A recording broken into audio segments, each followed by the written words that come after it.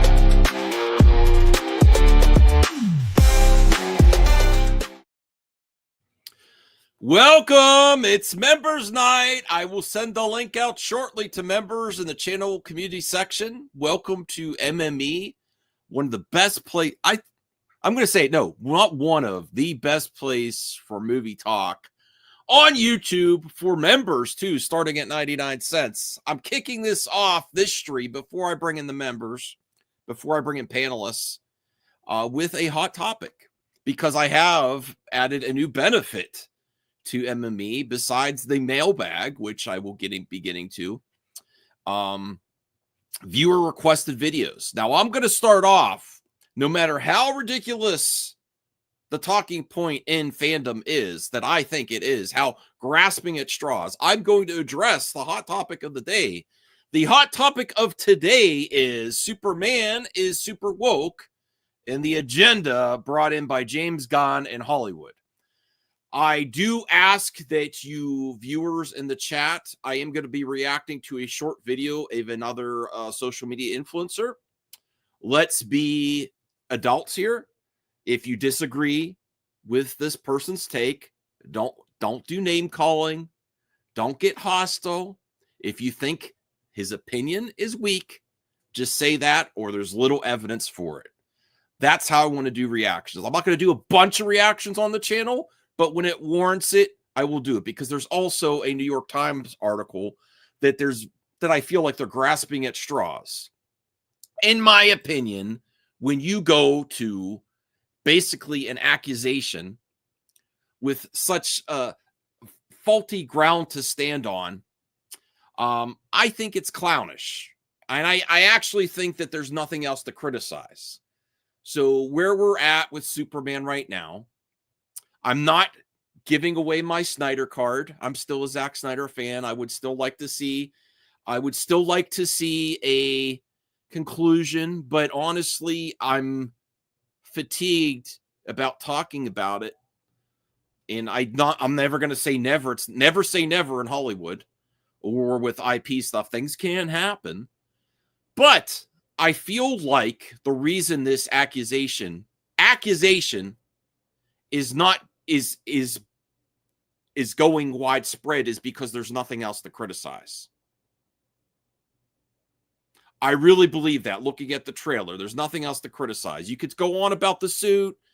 You could go on about the quality of it is subjective. Some people, it's still not their bag, but the trailer is getting lots of traction right now. The action looks legit. There's little to criticize. I mean, you could reach for stuff, but when I think just like in politics, when you go to people's identity or accusations of woke, I'm just me personally, I'm going to write off your criticisms as low-hanging fruit in trying to gain the social media platform's algorithm by putting woke in your accusation. Because that's all it is to me. You're just trying to get attention, and you have little else to criticize. I think it's a distraction. Taladi, I'm keeping you backstage until I get the hot topic done, but I see you. I thank you for being here. So with that said, now, and there's a reason I'm keeping Taladi out of here, because it's a hot topic. I don't want anyone to... Now, this is a person in the Snyder fandom, and no shade to this social media personality, but he posted on Twitter, on X, so I am going to examine it, and I'm going to respond. This is my response to Superman is super woke. And this is not just one social media person. And shout out to Bruce. Shout out to Bruce. Damn, you told me to do this. You said to do this. I'm doing word salad. Wow. Okay. All right. So here is Mr. Wes Ashley. Mr. Wes Ashley, I will proceed to criticize you now. I hope you have a nice holiday, and I hope you have wonderful things and a great presents from Santa Claus. Okay? So no shade to you, but I think you have little to stand on with this accusation. Little to stand on. So let's listen. Oh, no. I'm not afraid. I will talk to him at any place, anytime. Okay? I know who he is. I've criticized him before. I've apologized to him before, actually. Okay? I'm not trying to start any wars. That's not what I'm about anymore. Oh, geez, hides in the bushes. No wars, please. So I wish the best for him and his family, and I hope he gets to see what he wants as well. Stop it. Okay. He has every right to respond to me. Okay, so here is the accusation. I'm also going to bring up the New York Times article. Okay. Yo, back for another quick video. Yo, real quick. So we see now it's kind of, if you look on Twitter, like the big trades and the articles. Yeah, one trade that with the context of Fox News. Fox News has an agenda. I will get it to you, Perp. I want to do this first, and then I'm going to bring in the members to discuss, because this is what people are talking about right now. Okay. I'm now picking up the James Gunn went. What the fuck are you doing, bro? James Gunn went political. I do respect him for doing a car video too. I want to do more car videos. So James Gunn has gone super woke. I will also reveal James Gunn's agenda. I do think James Gunn has an agenda, but I don't think it's wokeness. I really don't. I think it's success and something else. I think he wants to succeed. I think he has an agenda towards his vision over others. I do think that. With his Superman movie that we're going to now hashtag super woke. See, we're now going to hashtag super woke. So I don't want to be afraid. I don't want to be afraid to discuss ideas. That's not anything. I want to be more professional how I push back on ideas. I think that's weak. I think that's just using. Now, one of the strengths of the Snyder fandom, which he does represent, they're not a monolith either. He doesn't represent all Snyder fans. So, is to use hashtags. The easiest low-hanging fruit that you could do with accusations to go towards James Gunn is just put woke on it. Just that, that's across anything. Video games, music, movies right now. Woke is the most overused word in the last few years. And if that is all you have, there's not much there. There's not anything there to me, honestly, because you're talking about Superman. Everything I saw members of the Justice League. I saw Guy Gardner. I saw Hawk Girl. I saw Krypto. I saw Lex Luthor. And I saw Superman being challenged. Nothing in there screams woke to me. It is subjective. It is opinion. But I feel like if there was something to criticize in this trailer, that you wouldn't be hearing super woke. Like that people agreed on. There's still little things you can nitpick, and I'm open to that. But if there was really something very detrimental in this trailer, you would not be hearing super woke at this time, especially with the success and the views of the trailer, which I will give you the proof there in a second. Okay. Let's hear what the rest of what he has to say. But you know, a lot of people are kind of going after James Gunn because he's always been the guy that, you know, try to diss Trump and, you know, make pedo jokes. He's the That was in the past. This is a go-to thing. Again, when I think you go resort to this, you have little else. That's my opinion on his opinion. When you resort to these things, you have little else. Yes. When you have this, I don't take you seriously. When someone's gonna call Superman super woke, I don't think James Gunn or DC or Zaslav by that matter, who is not super woke at all, is really concerned. I think this accusation is laughable at this point.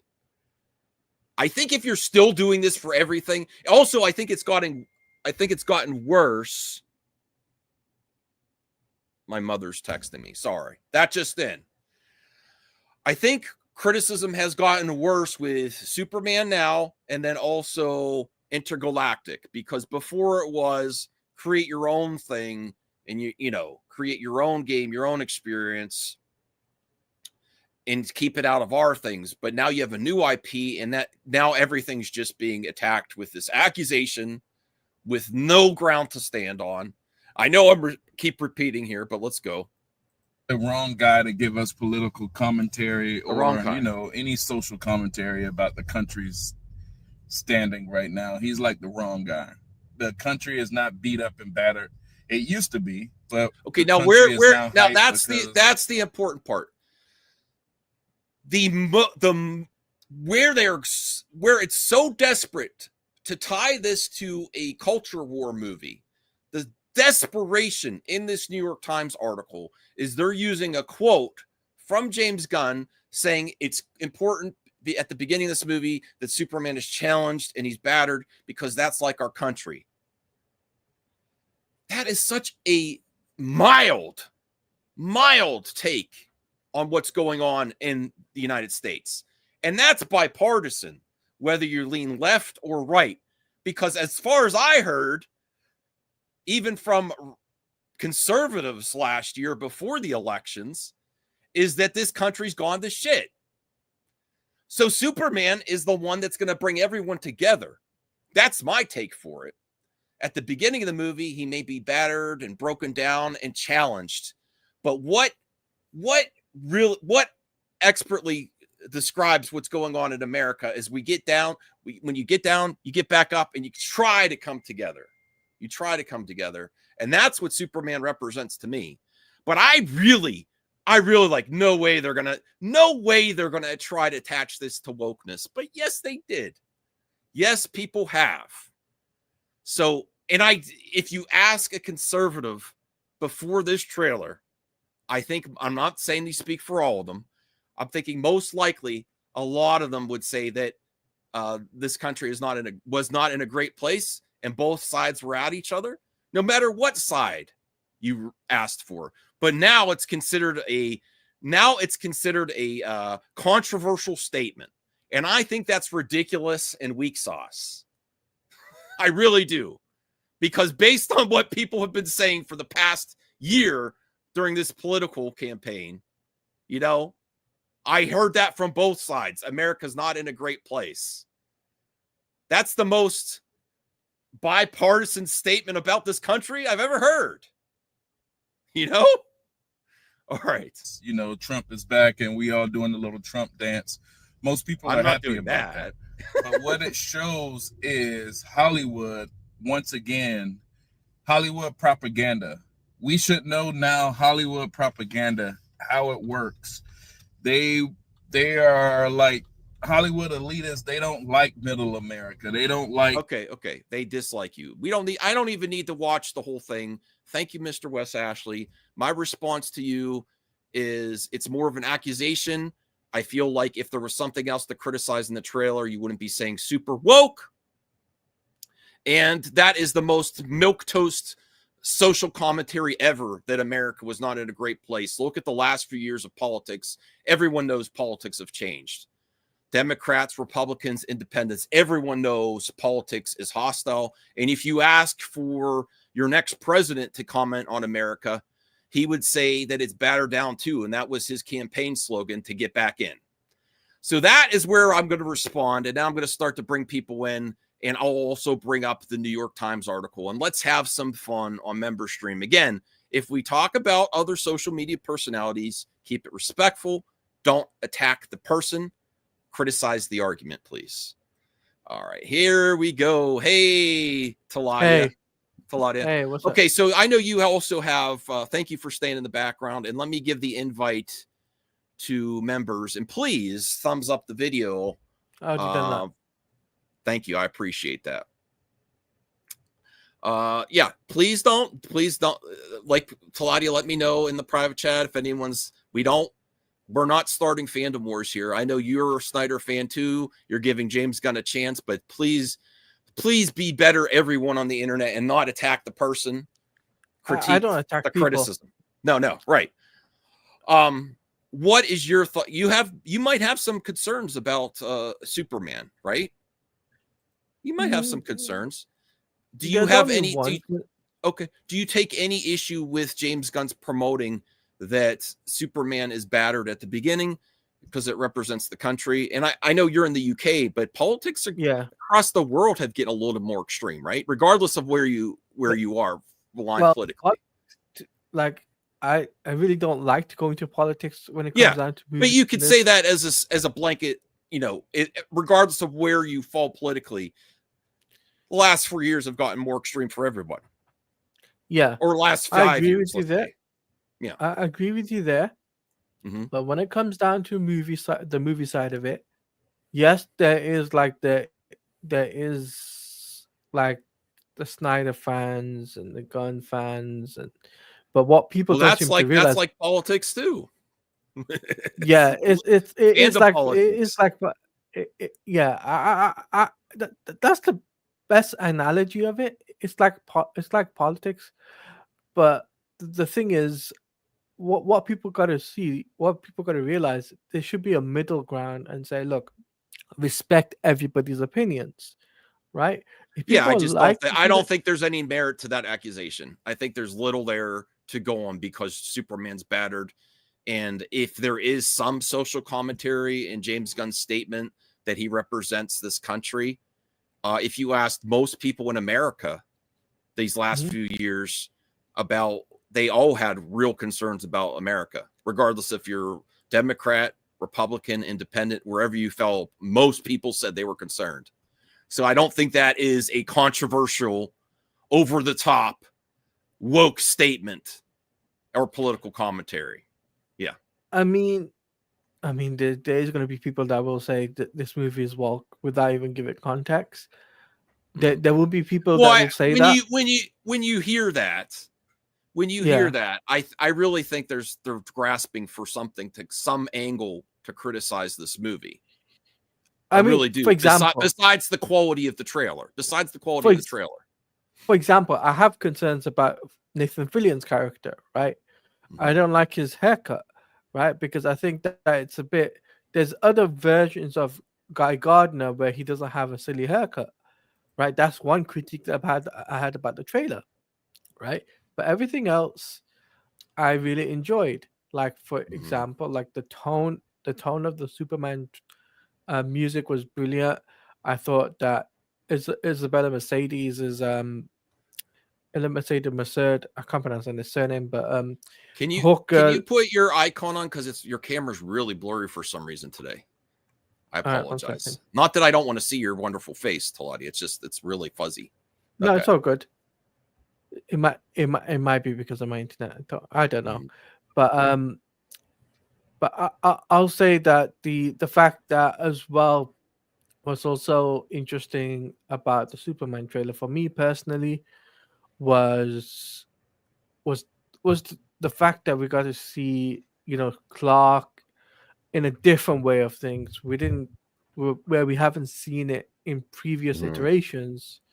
You see. For example, not Bruce battered up or anything, but like I would say, like, yes, he didn't smile in the trailer, but I think there's a certain reason for that.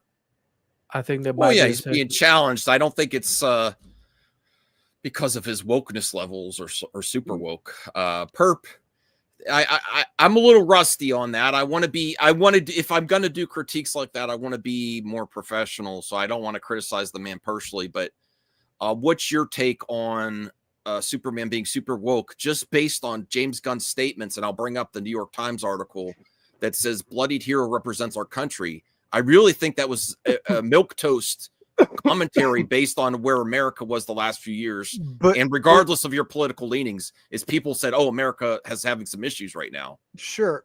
Unfortunately, we live in a world now where woke is part of the language. It's the most overused Sure. word. Yeah. Sure. I think by his terms, it is woke, right? But then again, art has always been woke if we're talking about social commentary. Should we take the word woke back and make it positive again? Like like people are using it regardless. Yeah, I know a lot of my friends went to the origins of woke in for example, the African American community.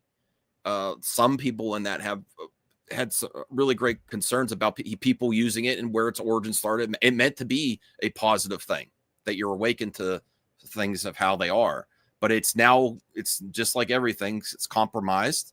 So should we just take it? Should people take it back? And maybe not, I'm not saying I take it back because I have no rights to take it back, but should people take it back? I don't know what it means to take it back. If that's the term used, and fine, that's the term used, I'll use it as well. And it's just replacing social commentary, which has always been, well, the other thing that I want people to, and I might clip this out, the absence of social commentary and removal of it is not only censorship, but also political as well. Removing any other aspect, because you can't just remove every single part of what our daily lives are, from art, movies, music, video games. It's just, what would you get? You'd get a generic bland pile of crap.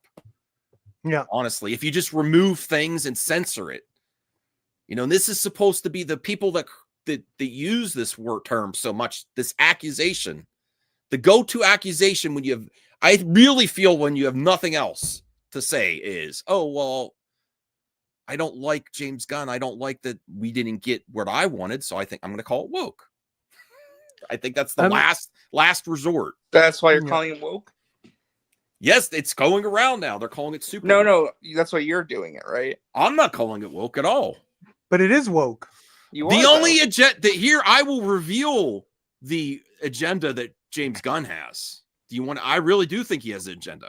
I think it's for himself to succeed, for his version of DC to succeed. So I do think he wants to succeed. And the other major agenda that he has is not towards super woke.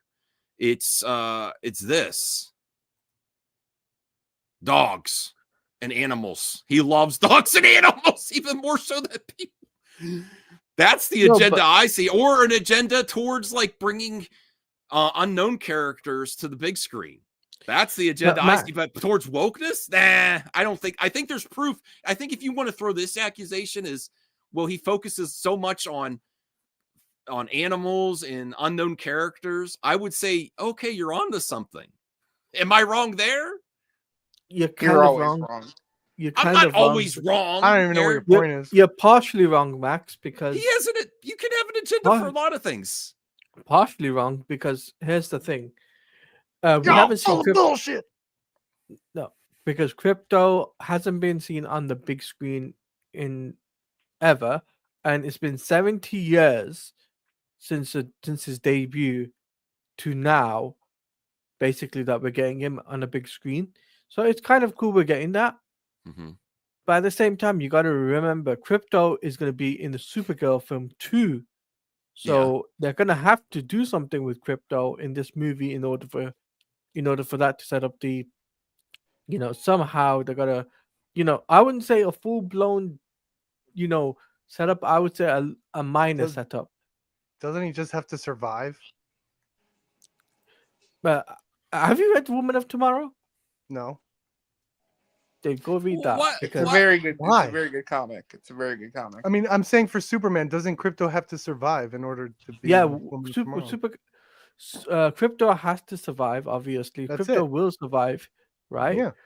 Well, what people don't seem to realize is James Gunn is using Krypto to super dog or super lame or Okay. whatever, and I'm just like thinking, guys, please don't give it a chance. Don't overthink this, because if you guys overthink this, then Who's overthinking it? I've seen people overthink it, saying like, "Oh, this movie is woke. This movie is not going to make $1 billion. This movie is it's going to flop like anything."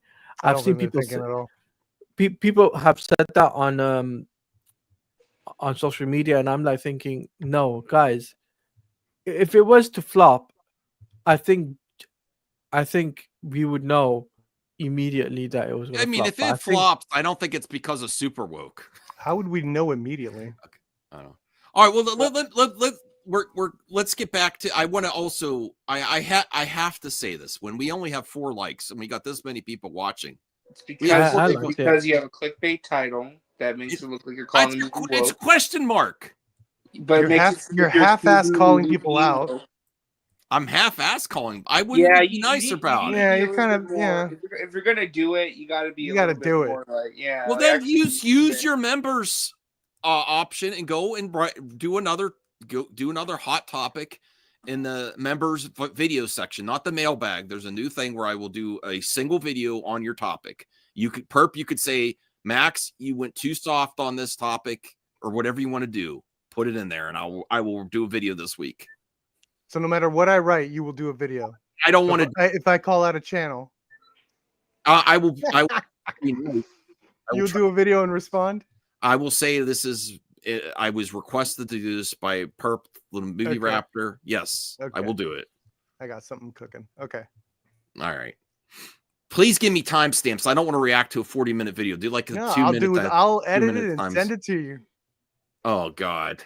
I opened myself up for. Why was my commentary so bad? I was nice. I said, I hope you have a nice holiday. I completely disagree. And I think your argument's weak sauce. I think if you had something else, if you had anything else to criticize, you'd be using that extended Superwoke. He always gets me in trouble. The last line. Give me thumbs up if I should do a really hot response to, Perp's hot topic. In the video request section. Okay, so let me bring up then the actual New York Times article that started this. Now, I saw this accusation before the New York Times article, but the first thing that you have, if you're really going to talk about agenda, who has a stronger agenda? That's not the New York Times, it's New York Post. New York Post. I'm sorry. Who has a bigger agenda? A reporter from Fox News or James Gunn? Probably the Fox News. I don't know. Everyone has an agenda. Yes, I know. I'm saying if you're going to weigh agendas towards each other, which would you guess would have the plant? What? His last line joking. What? He is a PETA plant. PETA, like what? for Yeah, animals. he's a PETA plant. Well, if you planted him, I would actually say that. If you want to know the truth, it has to be a joke.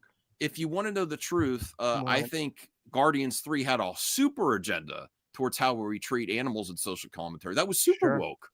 Yes, that was Guardians 3 was super woke. But that's why the whole woke thing is stupid, because there's even an argument to be made that James Gunn was kind of main character, or what was it? When a writer, what do they say when a writer writes themselves in a story? Self-insert. Self-insert. Yeah, you could say the argument is that it's a self-insert for James Gunn, right? Mm-hmm. And this idea that let's say the bad guy is Disney, and Disney's trying to make like the Marvel films, right? Just like the bad guy's trying to make like the Ultimate Life or whatever. And James Gunn, being Rocket Raccoon, is the only one that could technically get it done, and he's being discarded. He got discarded, right? And now they want him back, right? So you could technically say there's commentary on what James Gunn went through. It's like you could read all these things. That's why going into like this whole, there's an agenda, there's this intent, there's that. It's like you could read movies in different ways. It's like, it's so stupid. Yeah. Okay, so here is the members link is there for any members that want to join. I will also mention that the members benefit. You can bring a friend if anyone wants to send the link to a friend within reason. I think we know. I think we know certain people that I don't want popping on, but within reason, you can send it to a friend if anyone here wants to send it to anyone else too. That's even not a member. Not every single Sunday, but you can. Okay. All right. Let's go over the New York Times article, and then we'll talk about some other stuff because there's a lot of great things, but that is the hot topic of the day, honestly. That is the hot topic of the day. Okay. Filmmaker James Gunn says the battered looking for, and I want to get each of your takes on this. Superman seen in the trailer for his highly anticipated Superman film represents America. This is where people are taking issue. What do you think of that? Perp, RJ, what's your response to that? This is where this is all stemming from. An artist being transparent about some of the themes of his film, and that he would like it to be something that unifies people rather than divides them. So I don't see what the issue is. Is that a divisive comment based on where you ask anyone that's really in the politics the last few years? It's only divisive to people who want it to be an issue.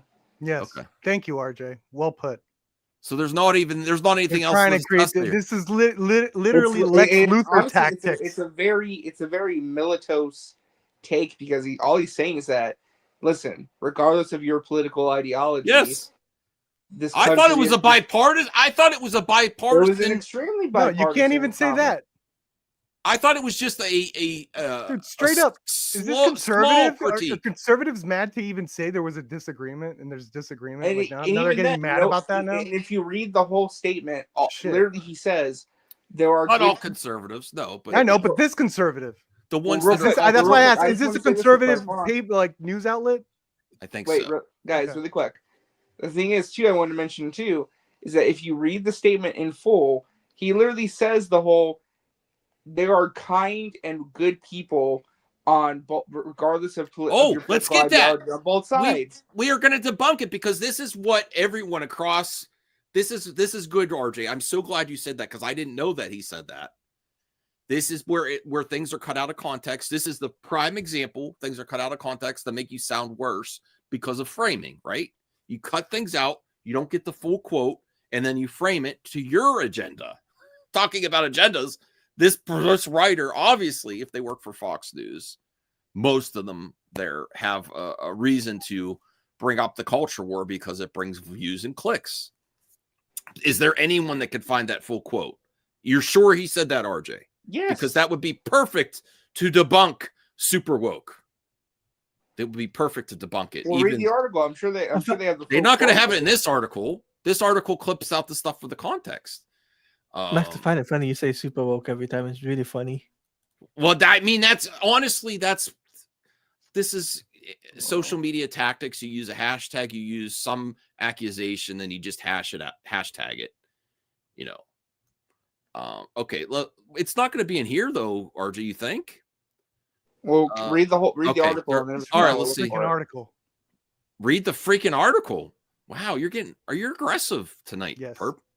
We do have a battered super in the beginning. That's angry. Our country. This is pissing me off, yeah. Why? Because I brought it up or because it's being talked about? Just what this is. Not you. Nothing to do with you. Well, if you want to see the fire, go to Perp stream. I'm sure. Are you going to cover this too, you think? Yeah. You know what I do want to cover with you? That Blake Lively thing. Oh Lord! Man, with Voltaire, dude, that's the stream, bro. The stream. You meet Voltaire covering that Blake Lively's. I will say this is initial thought there. I read through it. It is bonkers, bro. That director is bonkers. We gotta go through it. You just cannot pull up the thing and the lawsuit and just pull. Bro, you gotta pull up that lawsuit. What's being alleged is crazy. That director is allegedly bonkers. Or can we save it for the next mic drop? Yeah, mic drop. That's what I'm saying. We gotta do it. You have to. That's a lot of from Blake's a lot of I ain't gonna say anything about the director. All right. Hey, well, the thing is, it doesn't sound good, but I don't want to bury him and throw away the key yet either. I haven't read the accusations. Reading the suit. That's it. Like how we we're at a point now where I don't want to there's been a past where a lot of the people in the fan community just like, oh, this person's evil now. I don't want to do that. Let him have his day in court or the lawsuit or whatever. You know, I don't like that there's accusations. I want to hear them out for sure. We should take them all seriously too. Mm-hmm. Okay. In addition to reintroducing audiences to classic Superman characters, the roughly 2-minute trailer featured the titular character in dire straits, lying bloodied and bruised in the Arctic wasteland. Hell The opening shots of the trailer featured the rough up superhero using his remaining strength to whistle for his dog Krypto to rescue him. Gunn said the shocking images of the broken hero are the reference to an America that still stands for goodness, despite what he calls its current bloodied and beat up state. Okay, so it does say that still stands for goodness. I believe in goodness of human beings. Oh my God. Thank you. Yeah, so they did put the full quote. It's Okay. It's hidden in the article. Okay. He's saying, I believe in the goodness of human beings, and people have an issue with this. Because they already framed it in a terrible way, so it doesn't matter if they put the full. It doesn't. quote. I mean, that's It where is we're at. a People just terrible read the headlines and don't read the article. Myself included. Yes, Donovan. Yes, debunked. Saying the goodness of people. Yes. And listen, last line. I don't like CNN or MSNBC. People also assume just because I say this, I don't like mainstream media. That doesn't mean I'm a conservative or alt-right either. I don't like mainstream media. I don't listen to them anymore. Is that controversial to say? Or are you people assuming something about me now? I'm done with them. What did they do to you? Yeah, what did he? That's a whole other topic. Yeah, I get my news from and then alternative we get the media. broad, bro. They lie all the time. No, I get most of my news from alternative media. That explains a on lot. YouTube. Okay. Who do you assume that I listen to though? I never said anything. You just said alternative media. That was enough. I don't need specifics. Okay. Breaking points, secular talk. What's wrong with that? Nothing. Why are you laughing? Secular talk. Yes. The Kyle guy. Yes. Okay. I like him. Who is The Hill sometimes, and that has a Republican guy on it. Oh my God, the Hill. I like that guy. Who the hell is that guy? So explain it to him, Max. I don't know. You're who that guy is. You're derailing this. All right, then keep reading. I mean, what do you listen to? A lady was set on fire. I mean, listen to CNN and MSNBC. What do you? Nobody listen to those channels. Those are dead. Or just Destiny. Who's that? I'm not assuming you listen. I know you like Destiny. That's the only one I know. That's why. Listen to propaganda. Oh yeah, Sam Cedar, the Majority Report. I like Sam. I don't know about that. All right, moving on. Read the quote. Something tells me you guys are all Vosh fans still running. I don't like Vosh. I've watched Vosh. Just I want to laugh, but I don't Well, like. You said VOD, like from the Vosh universe. All right, read the article. Read the article. Keep running. I believe in the goodness of human beings, and I believe that most people in this country, despite their ideological beliefs, their politics, are doing their best to get by and be good people, despite what it may seem like on to the other side. He said, he is making a movie to bring people together. Yeah, from the ashes of this of the politics in this world, not just the United States, in this world, politics across the board have gotten more extreme, more hostile because of social media. Really, he's saying, regardless of what seems to be like on the other side, I believe in the goodness of human beings. If this is woke, give me some woke. That's all I'm saying. You know. Now people are. Fault. I don't like Hassan. No. All right. Does anyone else have anything to comment? Thank you, RJ, I didn't know he said the rest of that. And I'm glad we went over that. That makes me feel great about his comments. No, that makes me feel great about his comments. Oh, really? But he said that's a beautiful thing to say about America. The goodness of human beings. That actually is more positive than I feel about America right now. Hey, he's being positive. He's being super I don't positive. Understand. And also, I've heard this talking point several times from a certain fan base that keeps saying, "Well, how come you don't like this trailer?" It was brought up here. How come you like this trailer and Superman is not smiling? That is a really stupid argument. This is about like It marketing. is is a good argument. No, it's a stupid No, argument. not really. No. Can I explain why it's a stupid argument? No. Can you say that or no? I can't. Anthony, I'm joking. Anthony. I'm joking. I don't Ah, think you Anthony, oh I love you.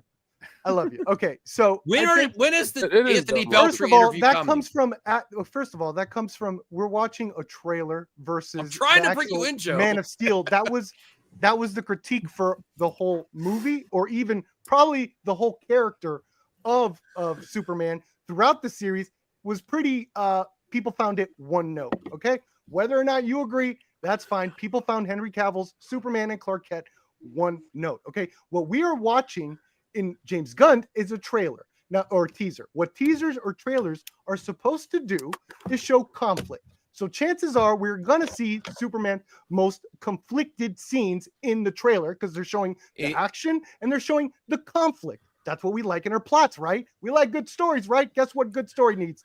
At least we didn't get Starman. So, so every time someone says, "How come they're not mad that he's not smiling in this one, but they're mad at Snyder?" It's because they saw all of Snyder versus the teaser. Okay, keep in mind really too, we're talking about the how many movies is this now that Superman's appeared in the big screen, and you need a hook. Especially if you're competing with your back catalog, because this, whether you want to say it or not, this Corn Sweat is competing with past versions of Superman, not just Cavill. So you have to have something to hook you. Yeah. Well, also I wanted to say, but perhaps the fact that people aren't upset about it anymore, and they're actually open to it, maybe that shows that audiences have like really matured. That maybe people have like are more open to this stuff than they were 10 years ago. Not a certain fan base. Hey, I'll say this: they have not matured. They're getting crazier. Actually, well, no. What I'm saying is that if I don't want to just say the fan base. There's people in the fan. Like this is everybody online now for everything. I'm putting them in there now because they're not calling them out. Like the good people, like, okay, there's people like Dave the Film Junkie who seems like he's a hardcore Snyder fan, but he's calling out the shit. He's calling out when the Snyder Bros go way too far. But there's other communities that are not. Frankly, they don't. They kind of justify it. He's like, well, when you took it away from us, like, it's like that's not enough. There needs to be call-outs because I think they're getting worse out there. I'll say this. How do you think they're getting worse? I don't know what we're talking about exactly because I just got here, but I did hear what Perp said about Henry Cavill being one note. And I think, and I've said this for years, I've said this on stream after stream after stream. I felt that the first time we saw Henry Cavill really, really feel like Superman was at the beginning of Justice League when the kids were interviewing him on the phone. Because in that scene, he showed humanity. He showed humility. He showed a willingness to talk to these kids. He seemed like he felt like Superman. And he was also introspective because the kids ask him a question. I will not say that's the first. Can I respond to you, Joe? Well, hang on. I didn't finish my statement yet. Okay. But the thing I kept hearing whenever I would say that is the people could not see past the mustache. People would go, CGI mustache. And I'm like, you're not looking at the context of the scene. Because that matters to people. You're focusing on a special effect. It's like it's distracting. But that's the thing. The context there was phenomenal, and all people wanted to talk about was one bad digital effect in the shot. Because it was silly. Joe. It was silly. You mean the scene that he makes fun of every time? Even Deadpool makes fun of that movie every time. Can I make a response? Can I make a response, please? Yes, go ahead. Right. Firstly, right, the way I see it is that Justice League, right, was a mess, right, of a film from start to finish. In his opinion, yeah, just like in my opinion, did. Yeah. In Even my people opinion, that don't like Snyder's version didn't like it, Joe. Yeah, I adore that film. Adore that film. I but give it in 4 my out opinion, of 5 stars. In my opinion, it wasn't a good film. That's why it got criticized, not only by fans, by critics too. You got to realize that, Joe, as well. That's fair. That's fair. It got criticized by critics. Yeah, but I don't care what critics say. And not as much as BVS. Okay, but I will say, no, I don't think that's true either, Perp. I think they both got equally criticized. BVS got it way worse. Okay. With Justice League, no, because I remember with Justice League, they're all like, "Hey, this is like, it's not good, but it's starting to get better." All right. What I will respond to Joe is I agree and disagree with them both at the same time. I agree with you that was a beautiful moment with Superman talking to the kids and telling them what hope represents. And I do think it's fine to say it was completely ruined by the ridiculousness of a CGI mustache and filmed on looks like a camera phone. See, I don't think you can ruin something great. Yes, well, I disagree. It just like I have for years rolled my eyes whenever people tell me they can't watch the original Star Trek because the special effects were bad. It's like they're allowed to have that opinion, Joe. Or there's continuity errors in Jurassic Park. Just because like you could see the illusion broken for a second doesn't mean that the whole thing. You know what, Joe? I actually really miss this in the Snyder cut. I love the scene with Superman and Barry racing at the end. I love that. Yeah, it's another great scene. Yeah. So there's things. That's the only good thing in that movie. That was the only figure drawing. Don't be saying that. That's not nice. That's not kind. I don't. No, he means for dinner tonight. I made Asperger's. I took the beef and flattened it. I hope not. For my kids. I hope not. Yeah. Don't feed that to anybody. No, I'm feeding some to figure drawing. I'm having him over. I'm serving him Asperger's with cheese. You want to put some mustard in that figure? Okay. Well, are we moving on from this to talk about more positive stuff? No, this is great. This is positive. Okay. Well, okay. This is what members want to talk about. I had a question for Perp. Sure. Please get the thumbs up there. We still only have like 10. Wow. I was trying to ask Perp why he feels that things have gotten worse.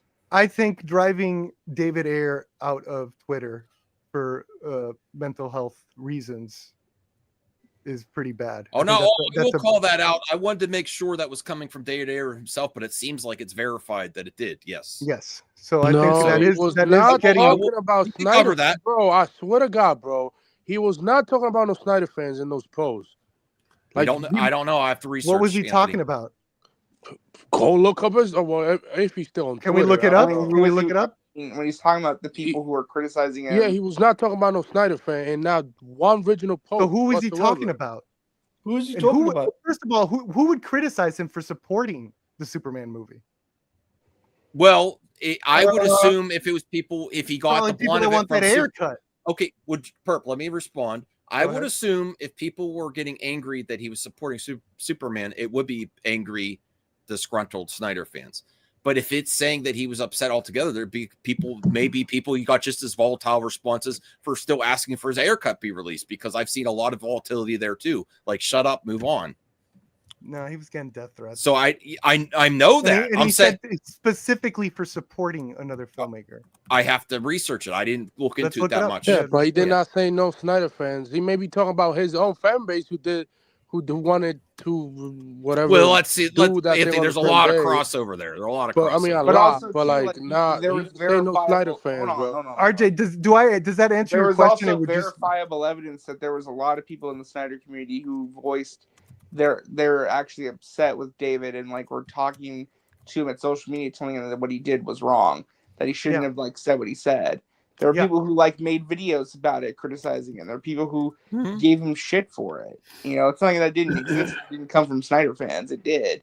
Not all of them, but some definitely were. All right. Do we have an article so we can research this? Because I think it makes sense as the trailer comes out, the realization that, you know, maybe it's not what they want is not really happening. You know, it's hitting them in the face and they get angry about it. Like, it makes sense to me. It all tracks. I will say this. I feel like, and let me give you the disclaimer first. Like, I'm not talking about people like Taladia, who is reasonable. I'm talking about the crazed Snyder Bros. Me too. But I do feel that like Thursday was the day the Snyder Bro movement died. And what we're watching now is the death rattle. And I'll explain why I say that, because the trailer came out and was so well received. It was so well received. And now we're looking at a really sad display of people trying to turn it into something it isn't. Like that guy. Yeah, it's desperate. It's desperate. It's like, how come you don't care? This Superman is not smiling. Yeah, bro, that is so stupid. Like he's out there, like that guy Aaron Fisher is doing videos where he's like, the general public doesn't like this. They don't like it, and it's like, no, they do. Like the response has been crazy, overwhelming, positive. Oh, I really. Oh, can I give? Let me. All right. This is a good segue to clip this out too, Joe. I'm going to make myself bigger here for a second because I have proof. What out? I have proof from normies the success. These are facts. This is from my sister. I said, please watch the Superman trailer and let me know what you think. She doesn't even know about the Snyder Cut. She's a teacher, family, 2 girls. They barely go to the movies, but they will go for something special. And then we're also going to bring up the numbers. So this is a text from my sister. I won't tell you her name. I love Superdog. She doesn't even know his name.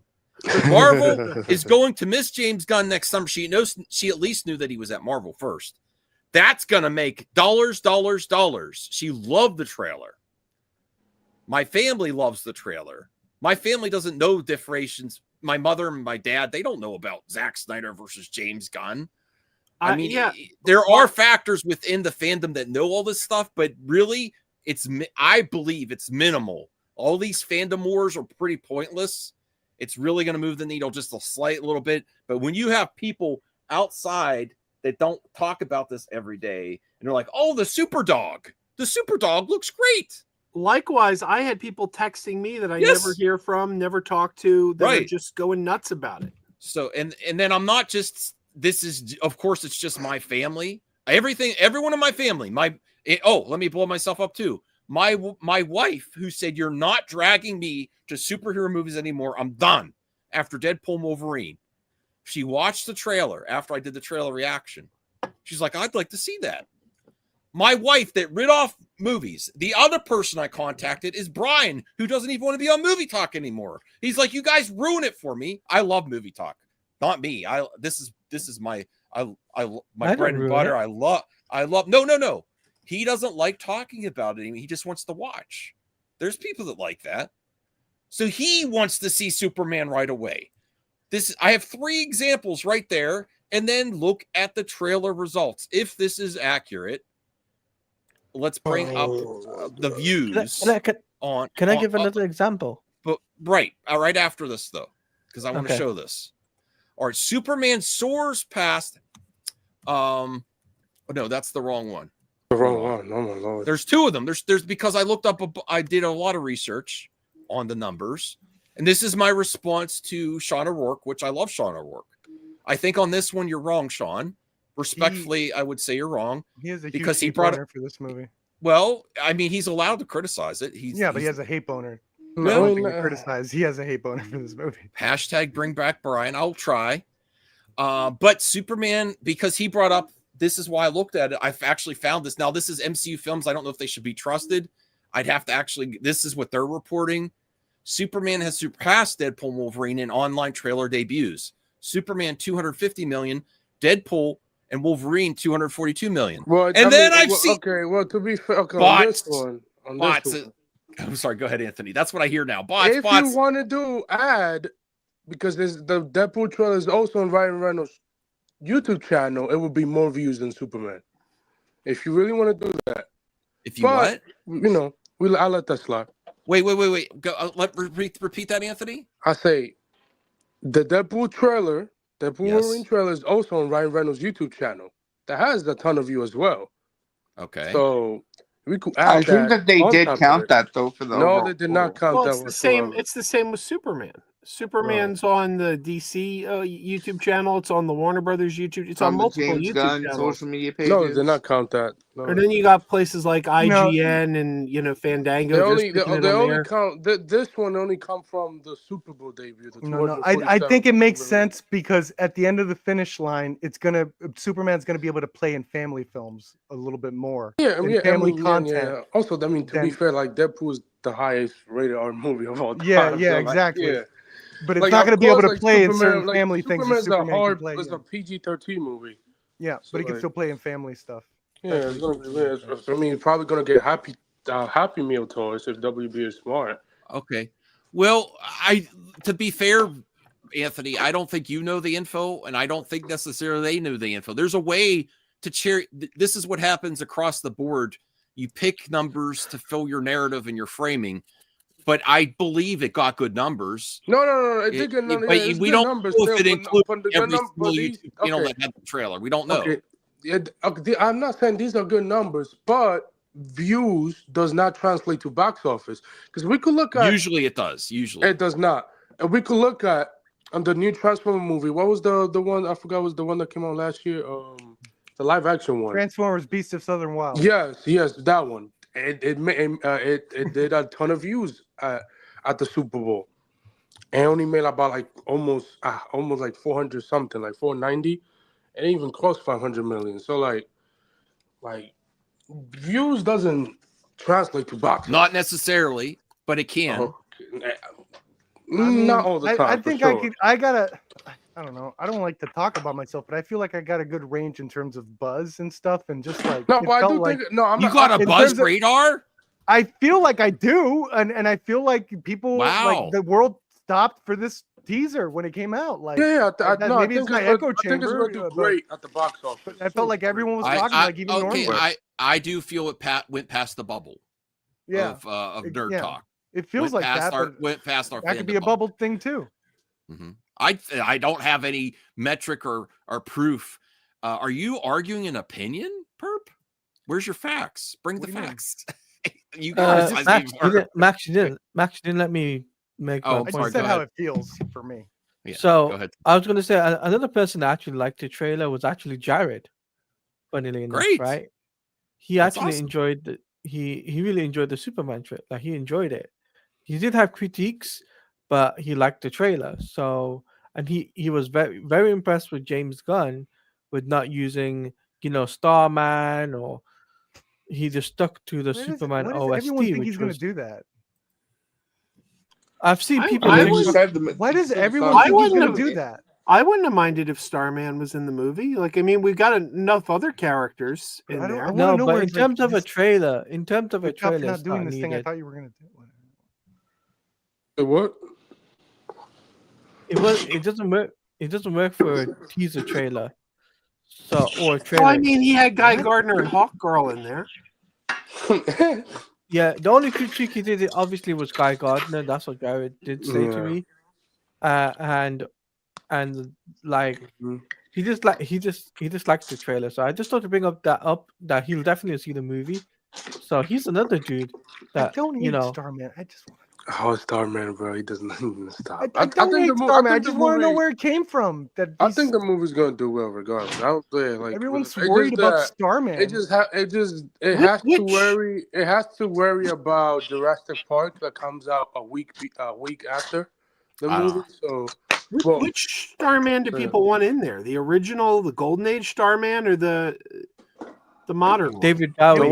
Probably the one that was in Stargirl, I guess. I want the John Carpenter movie in there. Starman.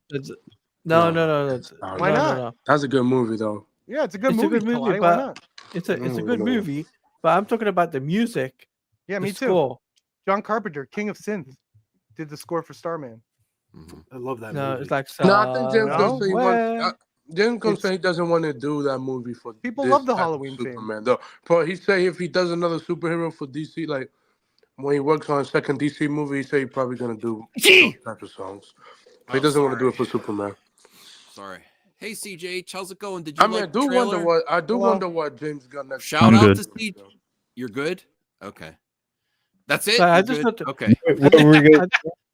Why can't the movie be Starman? John Carpenter's. I don't understand.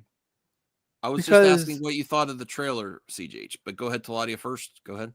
Because the thing is, if they use Starman, I know people are going to complain about the reactionists will complain about it, including myself, because you get copyright hit or copyright claim from the UMG or whatever, and it's for a reaction video, and we don't want that at all. So there's that, and I think for the we're talking about Superman, the song Starman. Yeah, Yeah. They don't. Yeah. Why is this a talking point? James Gunn debunked he didn't want to use it. He said it's too on the nose. That's what I'm saying. It's like I don't understand But where what this I'm came saying from. is, I'm We're like, glad I'm glad that he didn't use the Starman. Well, I'm glad he didn't use Michael Jackson's Thriller.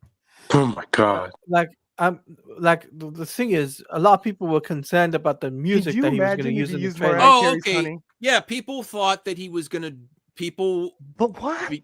The reason why Perp is because in his superhero movies he usually does it. Suicide So it's going to be Squad, Starman automatically. Guardian. James Gunn's definitely using that one. No. Let me finish.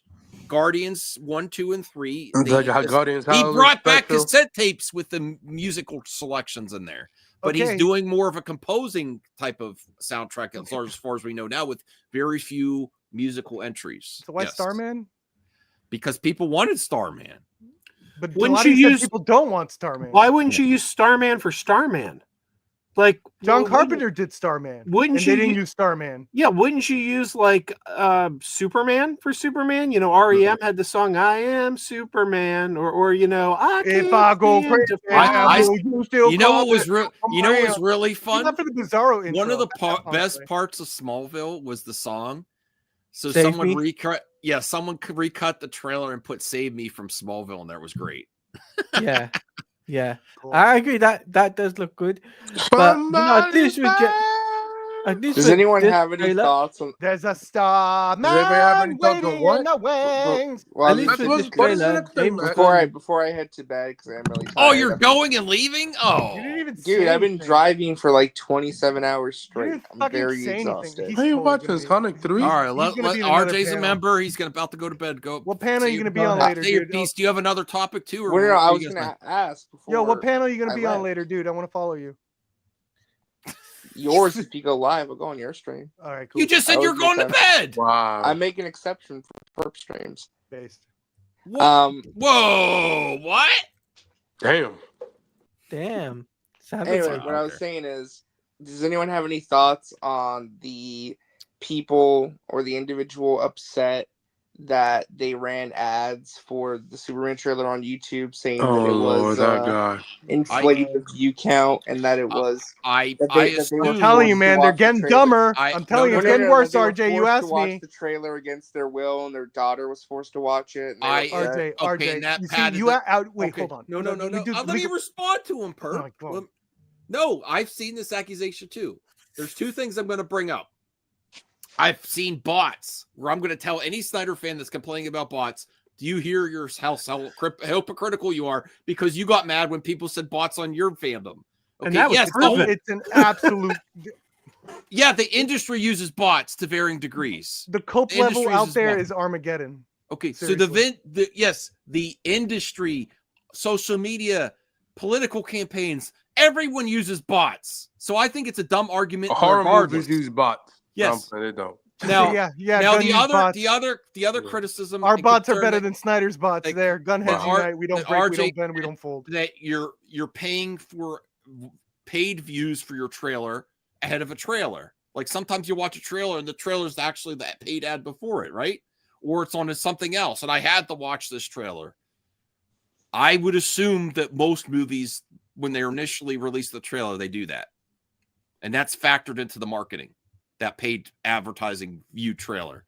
So yes, does Warner Brothers and James Gunn want this headline of how many views? Well, yeah. I'm just saying you see people levy that there is a fake hype for this movie. Okay, I would ask those same people that make that accusation, RJ, is to prove that their other movies do not pay trailer views too when they release. But this is what I think most do. This is what I'm talking about at the. My thesis statement is this. Joe, okay, before I answer your thing. No, I know. This is my thesis statement. Then thesis statement. My thesis statement is this: we have now reached critical mass where the goalpost has been moved from no one is excited for this movie and no one cares about it to there is fake hype for this movie and all of this is fake. It's bots and it's audience manipulation. This is all what the I same arguments when the Snyder Cut trailers were released. Let Joe talk, and I swear to God, if anyone. This is literally what I said at the beginning of the topic, though. It's like you're watching an audience give something a standing ovation and standing in front of this audience that's just clapping loudly and going, That's fake. They don't really like this. Or like Joe. Oh my God, RJ. You asked me. Do you see what I mean? That they're getting worse. Like they're even like getting dumber. Like that's what I mean. It's only going to get worse. It's only going to get worse. Calling it. Or Joe would appreciate this reference. It's that one episode of The Simpsons, the Flaming Moe's episode, where Homer keeps shouting, "You just lost a customer," and Moe can't hear him over all the money he's making. Right. Yeah? Right. Well, I will say this. I think all the same stupid arguments that are being saying now. What are you doing, Beltry? God damn it! Mute. Sorry, I'm getting cookies. Mute yourself. Hell, he's getting cookies, Max. He's got the munchies. Relax, bro. Bro, Santa's on his way. You need to get the milk and cookies ready, Max. Send me some cookies. I could use some cookies.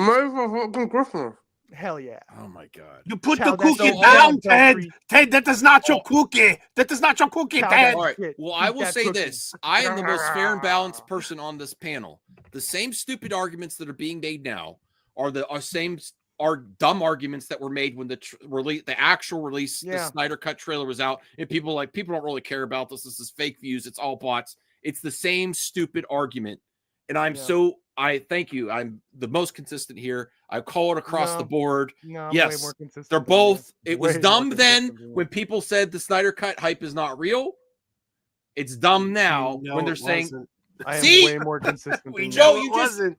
It was so real when it No, first was it was- released. Then after that, when the argument kept going on and people moved on, then it would faded out. I mean, it was real for a very, very small niche group. That wasn't All right, like bye, a guys. big thing. You're just RJ, don't proving you what dare. really did that. Wow. He really did that. Wow. He's got to boot up a stream and then. Wow. Joe, I love you and thank you for my tapes. You Wow. just said exactly what I had an issue with when this. Well, that Yeah, that was but a small you're minority. wrong. That yeah, was a that's small minority. You're using the same tactic they're doing here. You don't know that. But we do know that the figures, the God. numbers prove that. Like I mean, The Snyder we have trailer cold did hard really facts good. of that. The Snyder Cut trailer did really good. You're sounding like Yeah. William RJ, when he's you like, I don't coward. trust the reporters. You're doing the same bullshit that they're doing here, Joe. You're doing What the is Joe same saying BS so I could disagree with him for something? that the hype for the Snyder Cut trailer when it first was released, when they admitted it was real, was and they big hype. showed the actual trailer with new footage, that wasn't hype. No one, that was a small minority. It was all bots for the views. No one really cared. I don't know. We know it was. You know, bots. now you're playing. I wouldn't know. I don't know. Actual Okay, dude, reporters. There was no bots. I'm sorry. There's but always there was no bots. There's an expose. always There was an bots. expose where they used 17% was bots. It was Yeah, stupid. and you It's know very what? Usually minimal. there's 13 or 14% bots, so there was 3% more exactly. bots than normal. there's just 3% more bots, which is nothing. Yes. A whole Rolling Stone article that exposed this. Yes, But that Joe, there's yeah, we're bots. agreeing. There's We're always agreeing. bots. Joe, we're agreeing. We're agreeing. Yes. There's always bots. There's But there bots. was more hype for the Snyder Cut trailer than the Justice League trailer. Let's put it like that, right? The original. because people wanted to see what was the difference. I don't know about that. I am using facts. This is the bot argument is that there are bots. There was 17% in the research firm that the writer for the article, the researcher, the reporter found out. Okay, Joe. And then WB usually there's 13 or 14% in that same article. So there was an uptick of the bots. So are you saying that the Superman trailer is also botted too? Yes. There's bots. Yes, absolutely. But not as there's much. bots and paid advertising. But 13 or 14% are bots. What is the standard? Seems to be the industry standard. Yeah. Here, put this up. Put this up. Put this up. Put up what I put. Yes. See, the Justice League Comic-Con footage 8 years ago, 26 million. Zack Snyder's teaser trailer, 3 million. That's movie clips. That's movie clips. That's not Warner Brothers. That's Rotten Tomatoes. Okay, go to the Warner Brothers. Go wherever you want to go. You think I don't think WB uploaded. You think it got 26 million? I'd have to. I don't know. You have to go. You have Warner to go Brothers. you have to go to the Max channel. I don't use bots. If I use bots, I would be 10K by now. You have to go. You have to go to the Max channel. That's where the WB didn't put a trailer. Skywalker the Jedi is live. What's he's talking about? Oh Lord, nobody cares about. I'm not no, doing Well, I that. do I'm it. not He's doing under it. my subscription. What do you want? I saw it there. I know you could do it on. I'm not doing Yeah, it you could do here. that. He's there. He's I on already the screen. I don't wanted to care. go on the other topics. I covered. Anyways, what other topics you have? Can we see how much the teaser made in the Warner Brothers, the Zack Snyder's? You're the one sharing the screen. It's not there. All right, dude. all right. Upload it. Hold on, I'll find it. God, WB did. I still didn't find the. It's on Mac's YouTube channel. Go to Mac. I still didn't find the air. No, cut stuff WB that I had to wanna have put the that you wanna teaser, talk bro. There's No, way. they did not put anything there. Really? I don't. It was a Max exclusive, so that was probably the one. But leading WB with would it. still put it. WB would still put it in there. Fake under their hype behind James Gunn Superman exposed. I told you. Not. You That just is told me you hilarious. wanted to avoid it. No, I know, told but you. I got the I'm just subscribed to, and I got the notification. Yeah, it's pretty good, right? That is going to be entertaining to watch. I know. They're I'm going to losing their watch mind that. out I'm going to there. give him views later. I don't want to watch it now. I feel bad. Okay, Zack Snyder, Justice League. We'll take it. Yeah, Trailer. 13-14% of the Superman views are bots. Yeah, sure. Hell yeah. Just like in Wolverine and Deadpool, 14% are probably bots. It's just the industry standard. But here's the thing: I did not know that. You see. Yeah. So. Well, now you know, and knowing is half the battle. G.I. Joe. I'm trying to. It's weird because they have Max of different areas. It's Like Mac. they have Max. They have Max. and none of them Latino. do Max. any supersede. Max. It's just Max. It's not Filipinos. None of that. Just Max. No, there's. It's Okay, not- I'll no, there's show you different what I'm versions. talking They have about. different Just trailers. put it up. Just put it up. Look at me. So Do it's any kinda- it surpass? seems Do like any it's surpass split. 26 million? No, but it's No. all split up. It's like Max Ireland, Max. Binge It's is not another. Max. It's Max. Binge It's just Max. Okay, what you're not understanding, Beltree, is because they have their different names under different regions. Like No, Binge, it's not- oh my gosh. there's Max, and I'll show Scroll you up. How much did Superman? Bro, Warner Brothers Pictures, and then there's I got it. also Max Latino America. I mean, not. I got it. Warner Brothers UK, 3.1. Yeah, that's million. it. See, that's what I mean. Warner Bros. UK. It's all split up by region. It's weird. No, the Max one is United States. Max with the check I mark got is it. United States. That's the trailer too. Okay. Yeah, that's the first one. The first one you have to go to click to Max and click the most viewed trailer there. Okay, I got the Max one. It's called a sneak peek 4 years ago. No, that's not it. That's not that's not. I don't know. 1 second. All I know is it's not as much as Superman now. Hold Yeah. on. Let me see. But Or I'm not Justice- saying it. or- I'm not saying it was insignificant. Or That was a Justice big League, number. but it doesn't matter. Views, this stuff doesn't matter really. Yeah, it's HBO. I wish they would still call it HBO. One of the worst. What rebrands matters that are ever. the movies. Okay. Yeah, bro. At the end of the day, it matters Cinema. if you have a good movie. Beginning, middle, Cinema, end. cinema. Character arc. If you have a terrible horror movie, then I don't know what to tell you. But All right, this just in. This is from Bruce. If you have a terrible He horror said movie, this you is probably got a we great we comedy. need this context for this talking for this topic. what's topic? I don't know. I don't know why you want me to Oh, show my Lord. this. Bruce, why am I showing this? Is that an upcoming comic of artists? I guess. I mean, I don't. Lois Lane. Oh Lord. All right. I mean, it is a nice cover though. That's not too. Krypto looks concerned. I don't know if that's concerned. I'm more like Superman just. All right. It's like, Thank what are you. you doing? What What are you doing, dude? What are you doing? What? Who? Krypto. Who? Look at the look on. Bring that back up. Look at the look on Krypto's face. What are you Krypto's doing? looking at him like, what the hell, man? Oh, I didn't are you even doing? notice. Honestly, I was staring at Superman in his undies. I wasn't even looking at Crypto's face. I see it now. Yeah. Wait, you were Krypto's like, looking what at his the hell, dude? you were looking at his chonos. Disgusting, His- Max. His what? What? Nose? What is Well, that? chono. Chono? His chonos? I don't know what that Yeah. is. Is that his It's bits and called- pieces? Feels like a slur or Mexican dish.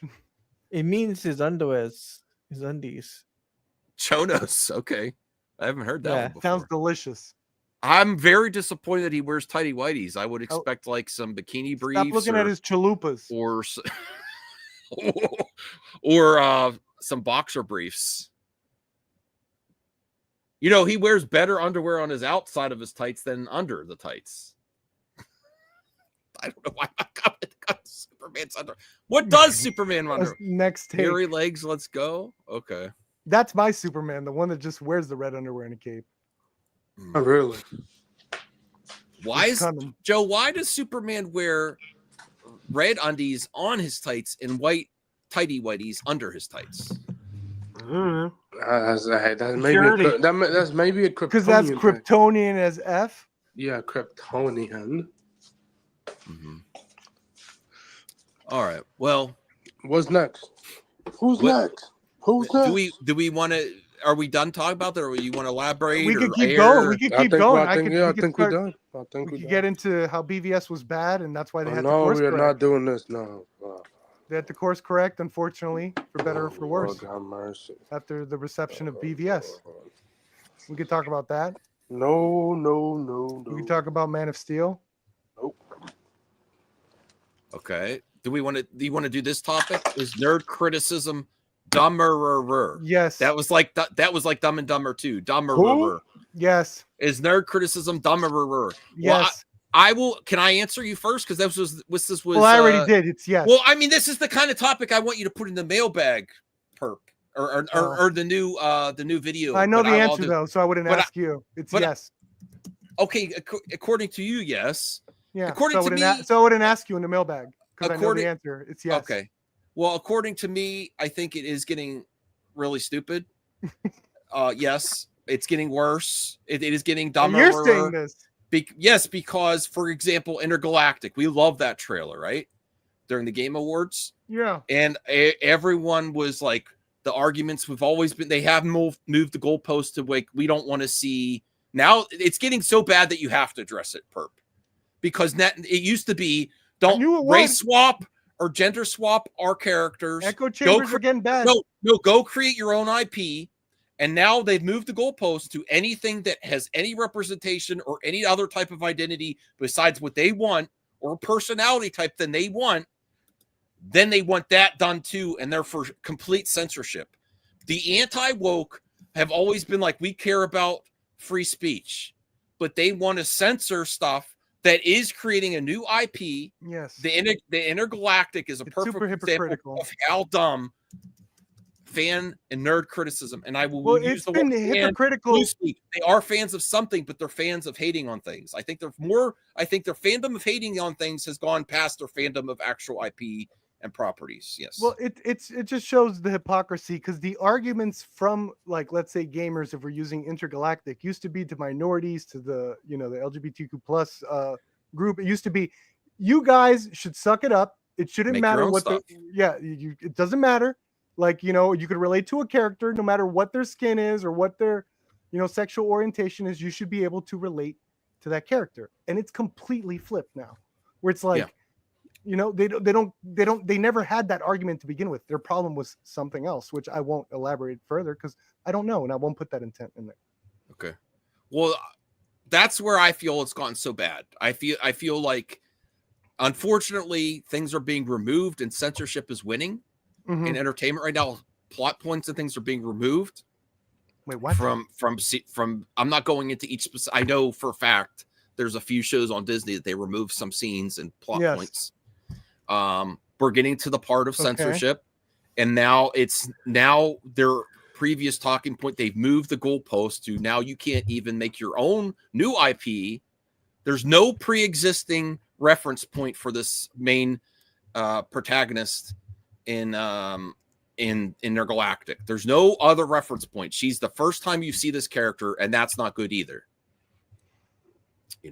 Well, and then where James Gunn, also to use their current topic, where James Gunn says that he wants to bring, there's good everywhere, and I believe in the goodness of people, and that's too far of a political statement. That is the most ridiculous thing I've ever heard.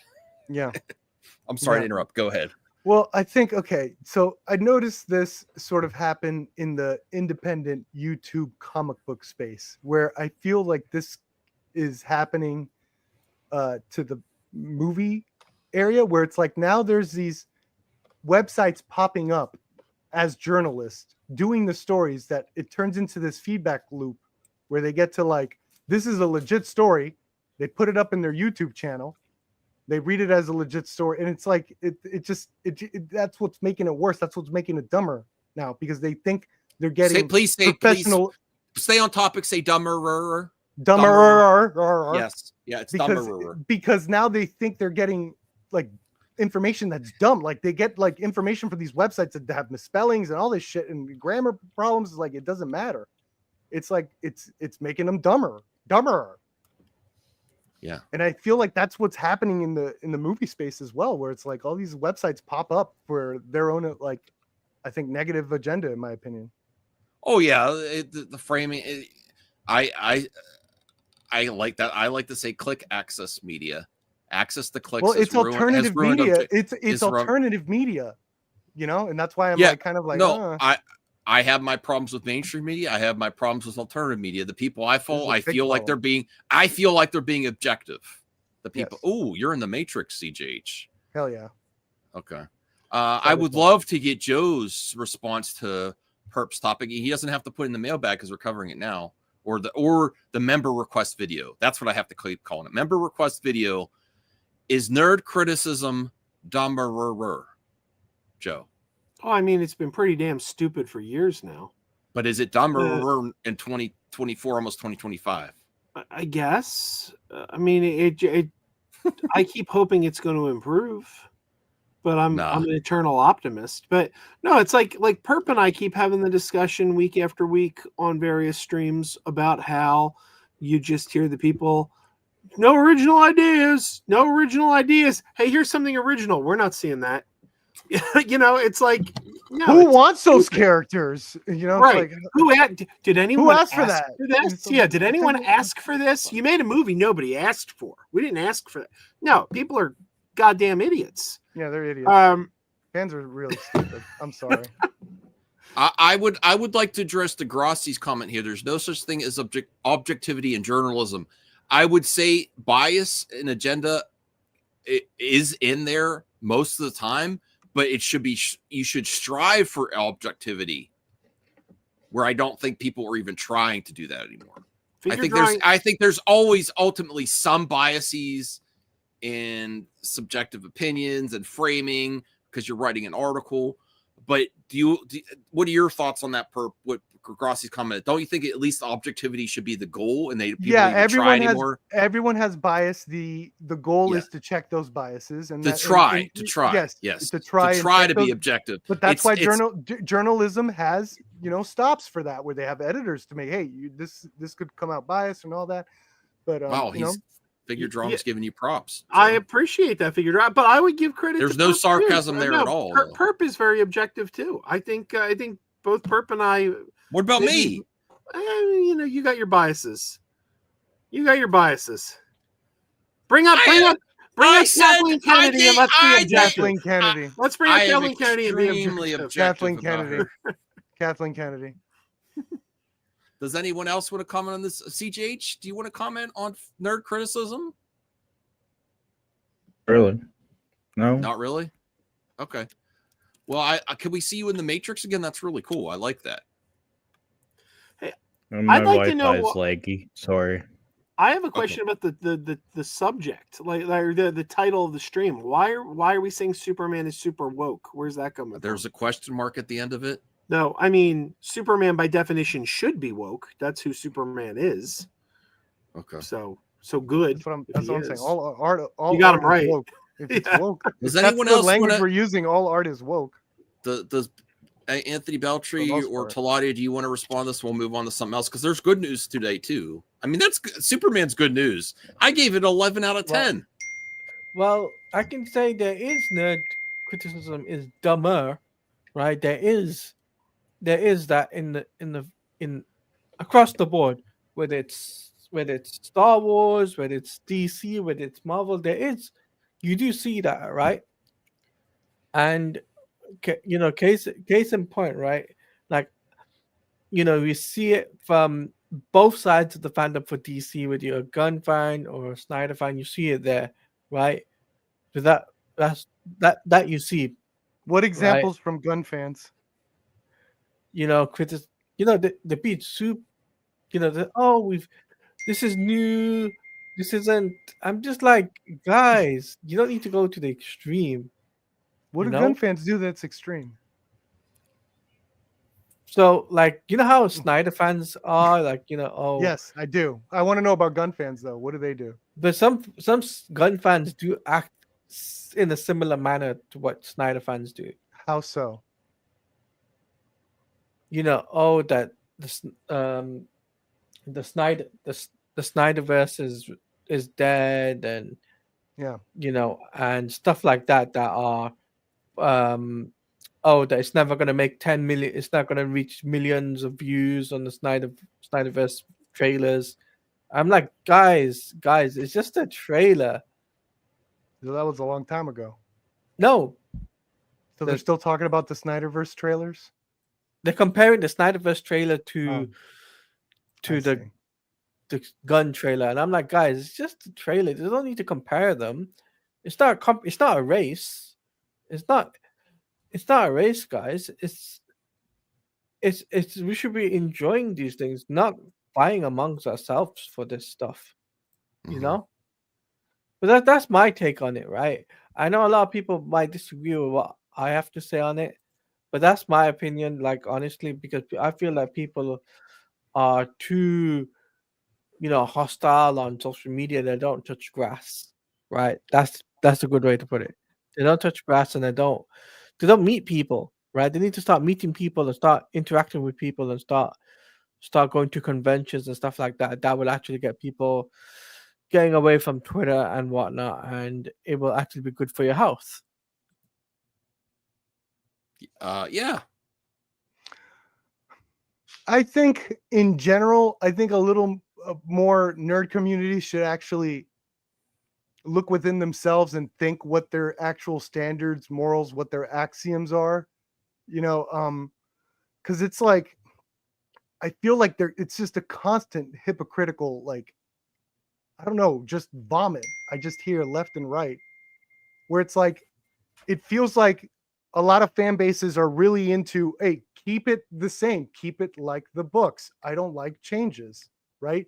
If you're going to adapt something, do exactly how it is in the comics. And when it's not in the comics, the movie gets a negative mark. A movie that's not like a comic gets a negative mark, which I find ridiculous. But then they don't uphold that standard. So, for example, keep it like the comics. But now, when Zack Snyder took away the red underwear from Superman, that's don't keep it like the comics. And now it's going back to the red underwear. And now, like, people like not red underwear. Kind of point. That lost he didn't take it. It was kind of point. Sure. Well, kind of point, right? Pep? Snyder's Superman is a mixture of post-crisis and New 52. Fun fact for you there. Okay. So, but James Gunn was originally not going to do the trunks. You do realize that, right? Yeah, he has to be. He hates this. He doesn't like the trunks. He's lucky that David convinced him. David was the one that convinced. But the point is that they want, like it is in the comics, and there's different interpretations in the comics, but then when certain, they don't have that same standard like all the time. It's only sometimes. It seems like the comics that they want for the changes, right? New Superman was okay. It was decent at best, but like so. I mean, can I be real? Max, do you agree with that? I honestly, I've zoned out. I've zoned out because because I want to talk about some. But this is members' night. I'm like, this debate. Like, I'm happy about the trailer. I mean, about the controversy. Hey, for it. At the end of the day, to me, like, be grateful that you're getting a new Superman for this younger generation. It's been 14 years. It's been 14 years since the last one. True. 13. That's great. Well, 13. Great. It's been 13. Well, no. 14 will be 14 years next year. 14 years next year will be since the last Superman. Be grateful that you're getting a new Superman for the younger generation that's coming out next year. Just be grateful. New Lois. All I'm saying is that everyone should try to have the same standard. That it wasn't different terrible. artists. We could talk about Superman different artists have different interpretation of characters. Mm-hmm. Yes, I agree. That can help fandoms a little bit, I think. I'll be honest. I wanted to cover the topic, and then I got tired of it after an hour. I'll be real, because they're talking about the trunks and stuff again. Like I didn't necessarily want the trunks either, but I didn't want Krypto either. But then I saw it and it looks good. In context of the trailer, the final release looks good. At least in my opinion. There's something else that I wanted to talk. I'll come back around to this topic too. We have a mailbag, we have stuff on Twitter, but I know this is unfortunately this, like we discussed at the beginning, you're going to get certain arguments about this casting that's going to be the main talking point, unfortunately, for the live action How to Train Your Dragon movie, which is, I think it's pretty much done filming. Yeah, it's coming out, I believe, in July. Is it June or July? I can't remember which day it's coming out. I know people like dragons. This is a very popular series. My nieces and nephews love this series. It's a good. I own the books. But here's the first image from Screen Rant. Or I don't know. Does anyone here have some love for the How to Train Your Dragon series, or think about any thoughts on this first image from the live action movie? We're just over the moon about it. Oh yeah, you have your Family Guy. I mean, you know about Christine's obsession with this movie, right?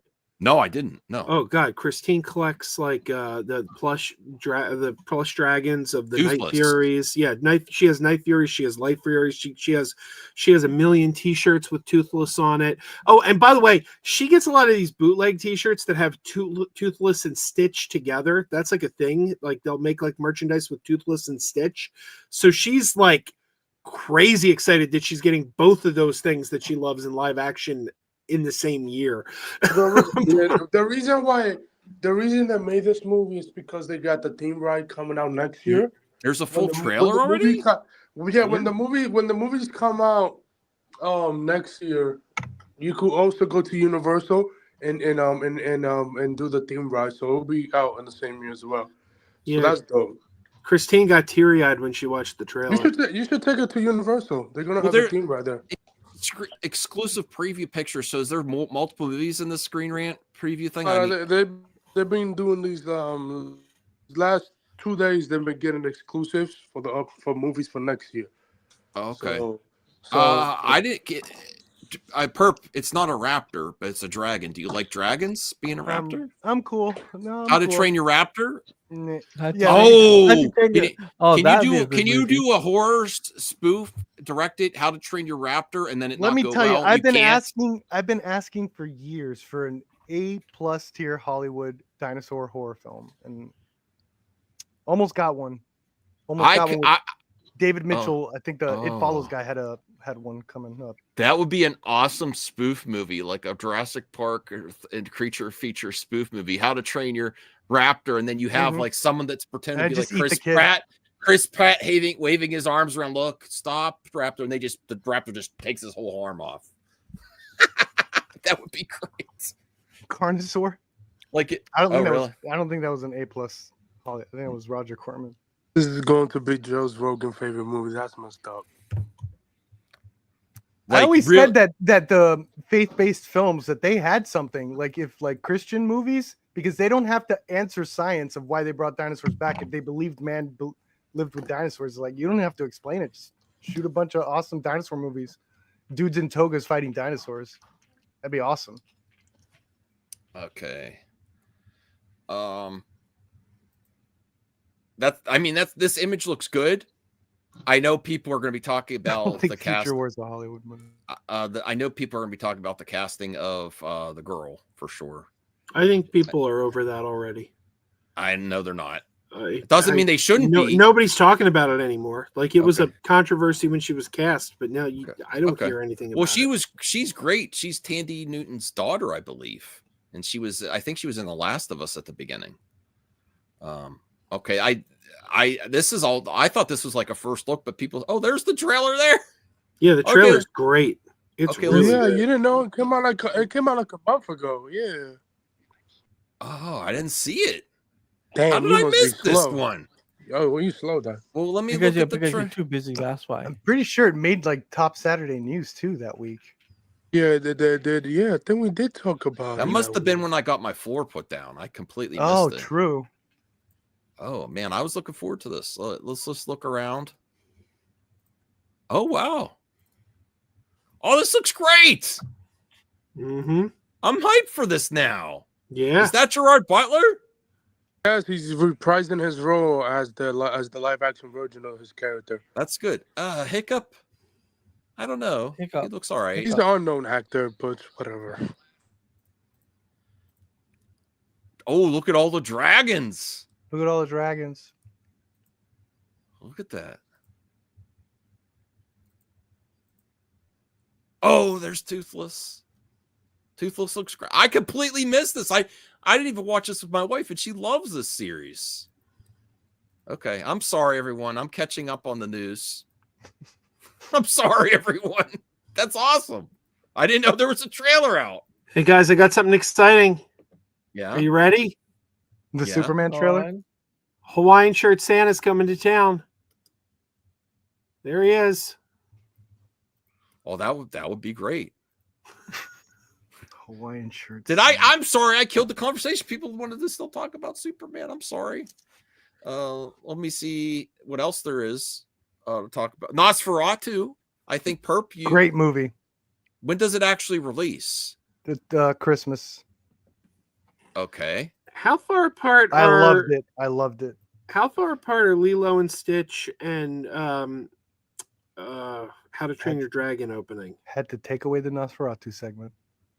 No, I didn't. He didn't, because I'm bringing it up. I'm bringing up an article. I don't know the answer to that, Crazy Joe. Sorry. Okay, so it comes out. Are you allowed to give a review or comment on Yeah. it? Are you under NDA Hell yeah, I something? can. I can shill the shit out of this movie. Okay, so can you tell us your initial thoughts about Nosferatu? And here's an article saying Robert Eggers took Nosferatu inspiration from Mel Brooks' Dracula Dead and Loving It. Do you see that at all? I never Or what saw he's this. talking about? I Or don't just remember this clickbait? movie at all. Yeah, I don't know.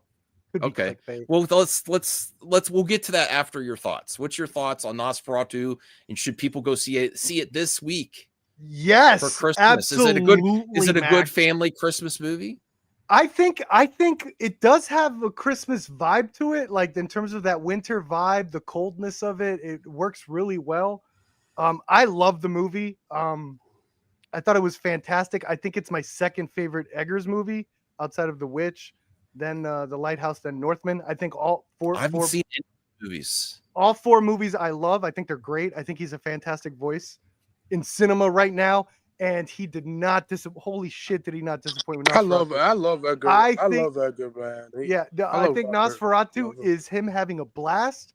It's very faithful to the Bram Stoker, I think. Stoker or Stoker? Bram Stoker. Is he a stroker or stoker? He probably stroked himself. Yeah. So it's very faithful, and that's what I found so surprising. Like the beats were very faithful, but it's still very engaging because of the visuals. The acting is fucking awesome. All the leads and supporting characters, they all bring it. They all have great scenes.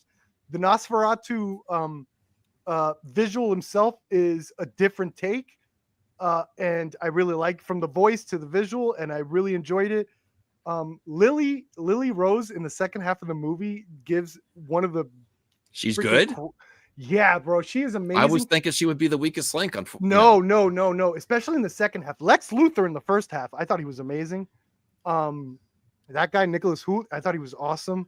Nicholas Hoult, and then the second half, Lily, bro, she has the best convulsions of 2024, and we've had a great year when it comes to convulsions.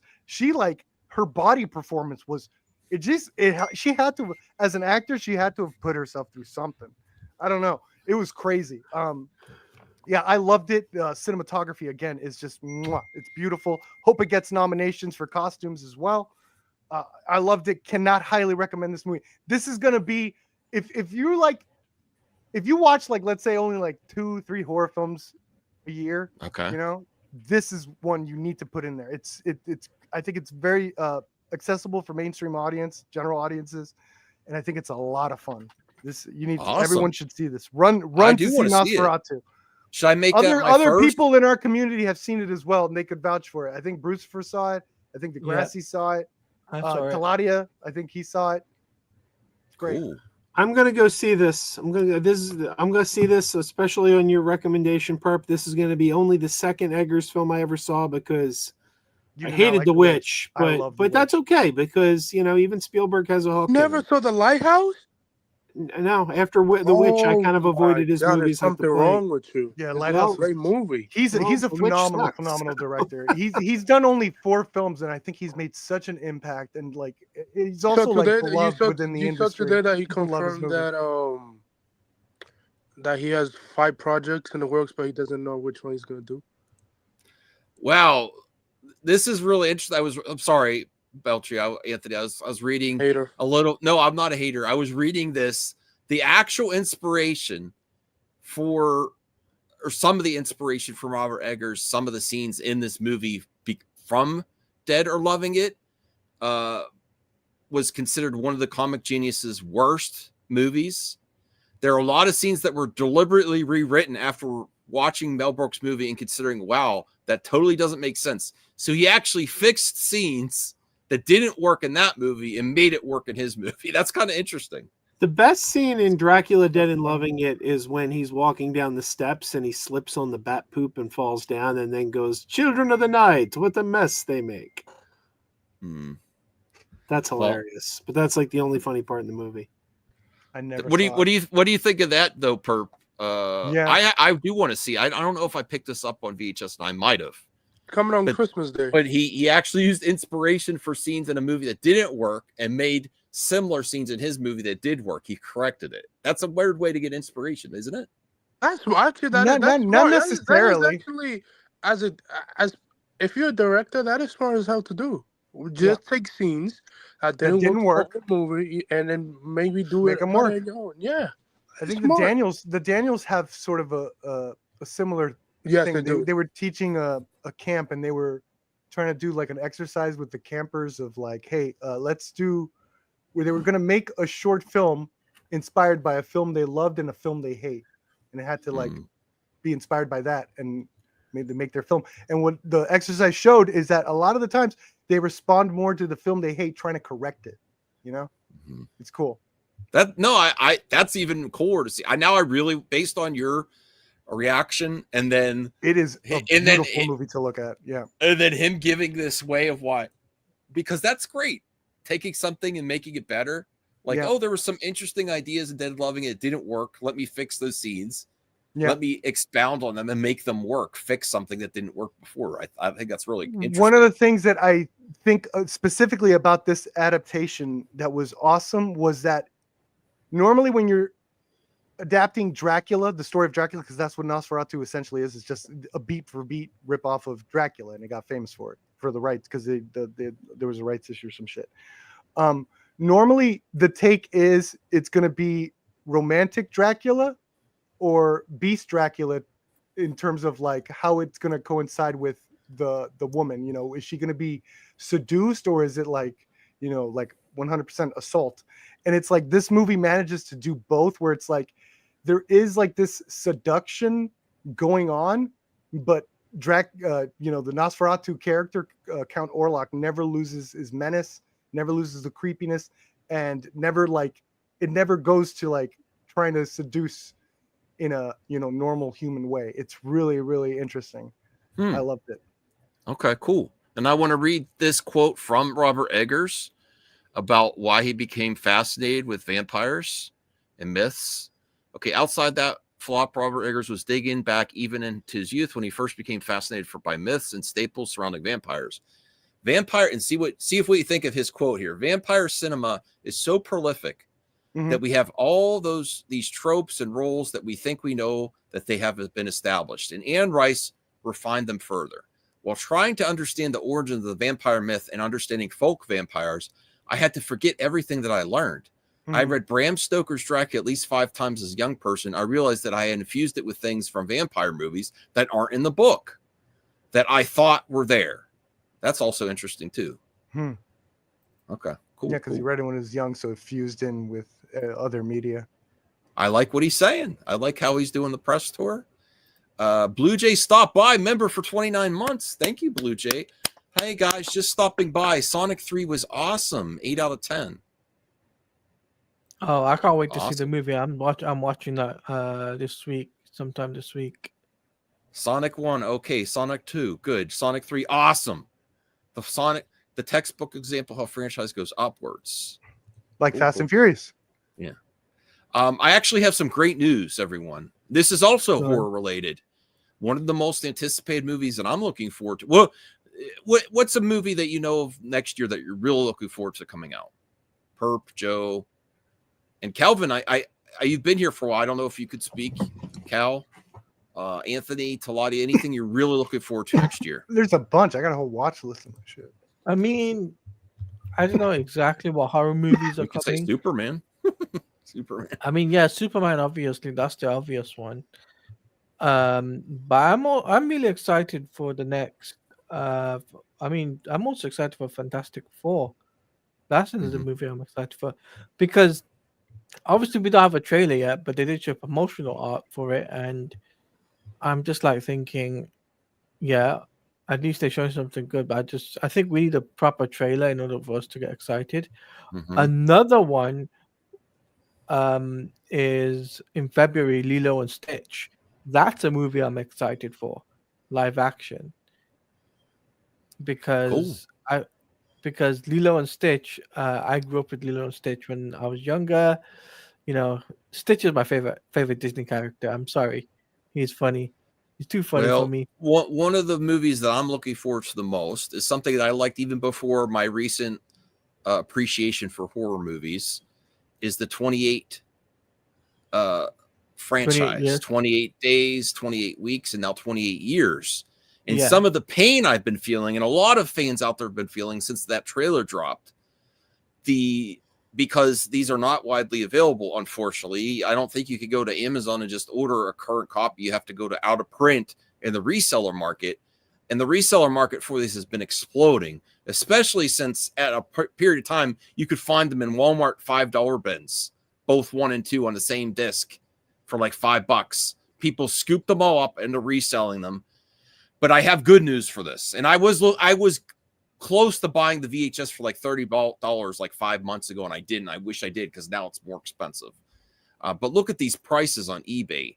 $299, $60. That's at least decent price. $36, $55. You're not getting good prices. You know, it's not easy to get. It's out of print. No, bro. Sony just confirmed they're gonna re-release it. There is good news, but I don't know about the physical disc. Yes, they said they're gonna re-release the physical disc once the new movie comes out. Okay. Fourth, I thought you were giving the OG copy to me. You're selling it for $500? Not cool. You're crazy. Ain't nobody okay, but here's the good news. I didn't know they were actually going to release it physically. I heard that at least you could get it digitally, because you couldn't even watch it. Yes, you could get it digitally, yes.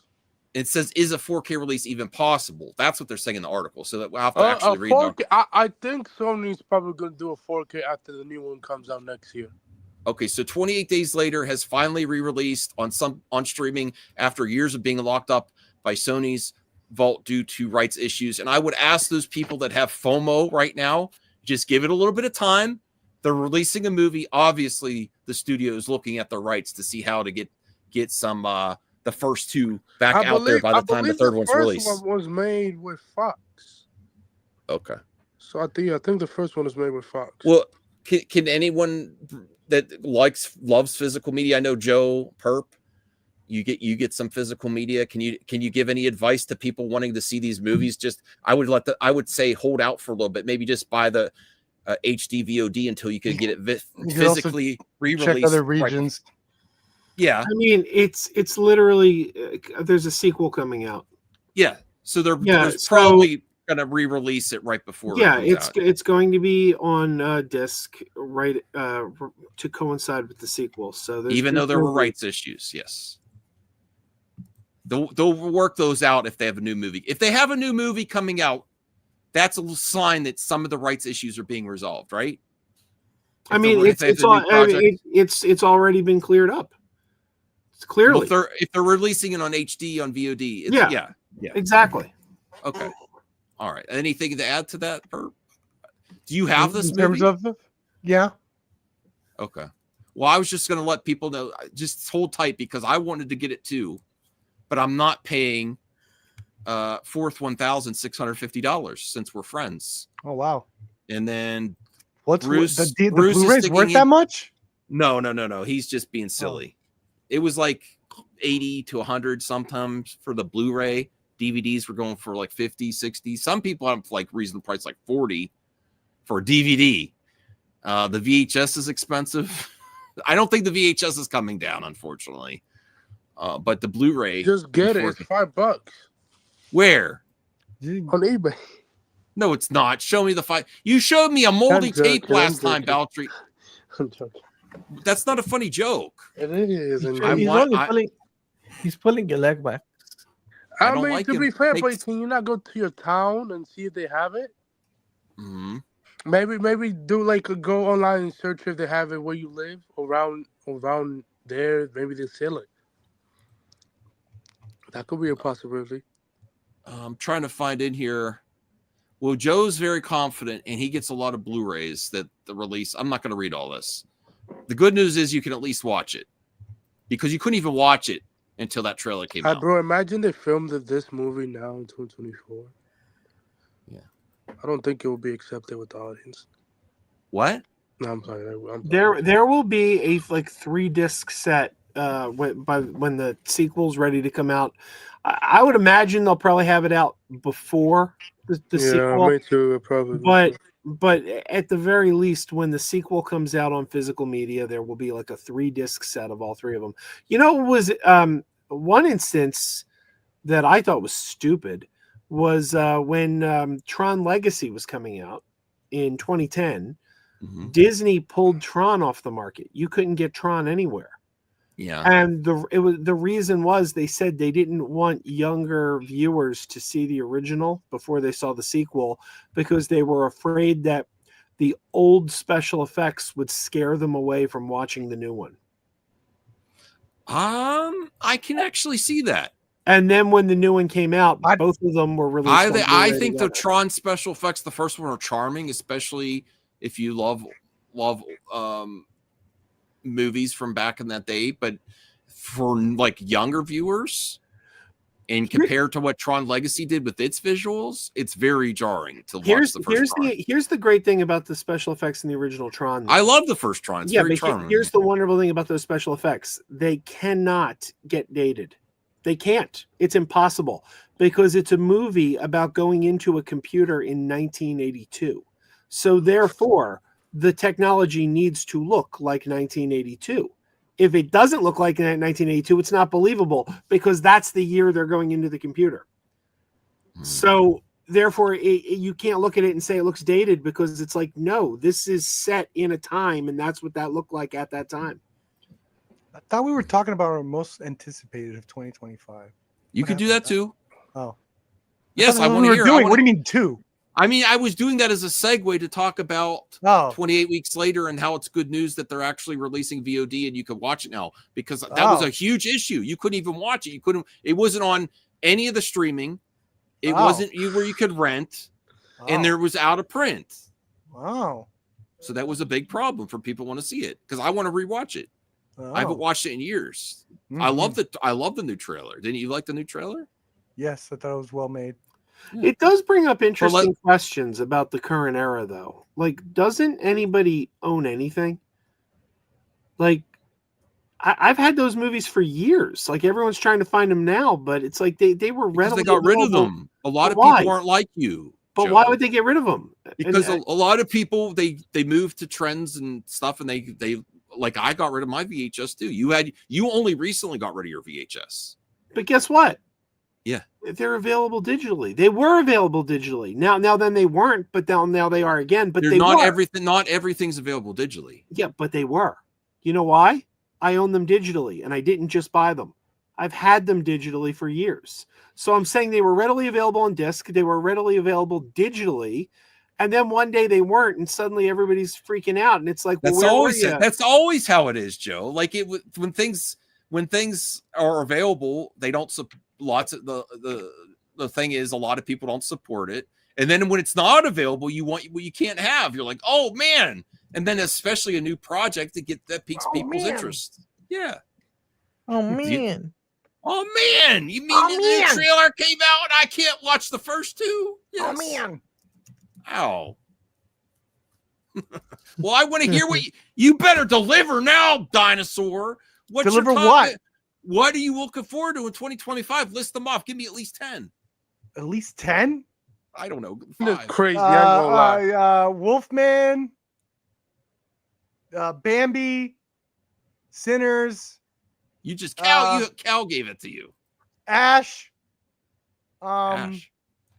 Yeah, Ash. That one by the. What did they do? Silent radio, not radio silence. I forgot what their name. It looks cool. The ballerina. Ballerina looks cool. Oh, the Steven Soderbergh Presence movie. Oh my God, I can't wait for that. That scared the shit out of Sundance last year. Cronenberg has a new one. The Shrouds, Dead Talent Society, The Wailing, Spanish movie. I heard great shit about that. It's scaring the crap out of people in festivals. Australia, our friends in Australia have a killer movie called Bird Eater. Been hearing a lot of good shit about that one. Apparently, we're not going to get it until 2025. It's bullshit, Max. Max, did you like Long Legs? I didn't see Long Legs. Well, too bad, because you're going to see The Monkey by the same director. I hear that one's great. Okay. Looks hilarious. Teaser came out. Max, did you like Barbarian? I didn't see that one yet. Oh, shit. I did see Saw, thanks to CJH, Well, and I actually really liked it. I think Weapons comes out next year. The director of Barbarians, Zach Kreger, has with Pedro Pascal has a movie called Weapons coming out. I think it's I hope it's 2025. But Pedro's pretty busy. Is that enough? Superman? Yeah. Fantastic Four? What else? What else you want? I got a couple. All right, cool. Bring him. And anyone else wants to join in? Talati, Anthony, Calvin. Yeah. I know if you could. I don't know if you're having audio issues. I don't know. I have a few. What do you want from me, Max? What do you want? What are you looking forward to next year for movies? I've just been saying it in the chat. I want to see Sinners. I want to see. I don't know what else I put. Oh yeah, Megan 2.0, Nobody 2. Okay. Well, thank you for joining us, Cal. I appreciate it. 2. Mission Impossible. Everybody forgot about it. It's still around. You know what I'm saying? I do know what you're saying. I know exactly what you're saying. That sounds great. Great. You picking up? You picking up what I'm laying down? I always do. Anyway, yeah. By the way, send me my book. I was just gonna say, are you here to remind you? Yes. Thank you for reminding me. Right, I'm here to remind you. Send me my book. I finally got something for free from your ass. Anyway, I thought that RGT or whatever his name is had the book, gave you the book, and he's going to send it. I didn't know you had to buy the book, man. No, I have to buy it and send it to you. No, I did. I offered to do it since he agreed to an interview. I'm like, I should support him too and send someone a book. Yeah, all right, that's cool. Anyway, I wanted to ask y'all questions since y'all had this Superman shit going on, and I'll still be here, but I will take y'all's answers in the wings. When do y'all even remember with all this freaking Superman shit and everybody getting the feels from this trailer and all this bullshit? Do y'all even remember, or can you tell me when you remember becoming a Superman fan, or the first time that you read a Superman or acknowledged Superman or seen him in your presence? And that's all I'm saying. You know what I mean? Can you even fucking remember? Question. That's a great question. Wow, what an amazing question from one of our great members. Give Cal a round of applause. You know, all this talk and even like back and forth about the new Superman trailer. Can you even remember what made you a Superman fan to begin with? That's a great question. Yes. My first introduction to Superman, I think I watched. Now my first introduction was probably on like Nick at Night when the old Superman show, but I didn't like love him then. The love of Superman really came from Christopher Reeve's movies, watching with my parent. Well, probably my dad. My mom didn't really. I mean, she might have watched a little bit of one of them, but really watching them with my dad. And then the other big moments where my Superman fandom got even bigger was the Death of Superman comics. I don't read comics that much. You could tell Bruce is always telling me to read comics. Cal's telling me to read comics. Figure drawings tell me to read comics. Joe's read comics. But I actually I read those, the Death of Superman, because I remember it was a big event. I was like really hyped. I remember getting the whole set in Sam's Club, the big pack of Death of Superman. And I also remember watching a little bit of, what was that show with Lois and Clark? With the new adventures of Lois and Clark. Yeah. One with DK. Yeah. And then the other big events that I really enjoyed, I've watched the whole series of Smallville. And then not so much the animated Superman series, but the Justice League and Justice League Unlimited. I loved Superman in that. You know, not so much of the games. There's some video games, but that's where really for my love of Superman started. I was introduced to Superman way back with like watching all the Nick at Night stuff where they still had some like the old TV show. I forget the names. He was also named Reeves. Forget his first name. I think he passed really shortly after the show ended, I think. And then, but I really began to love Superman from Christopher Reeves, hearing that John Williams music.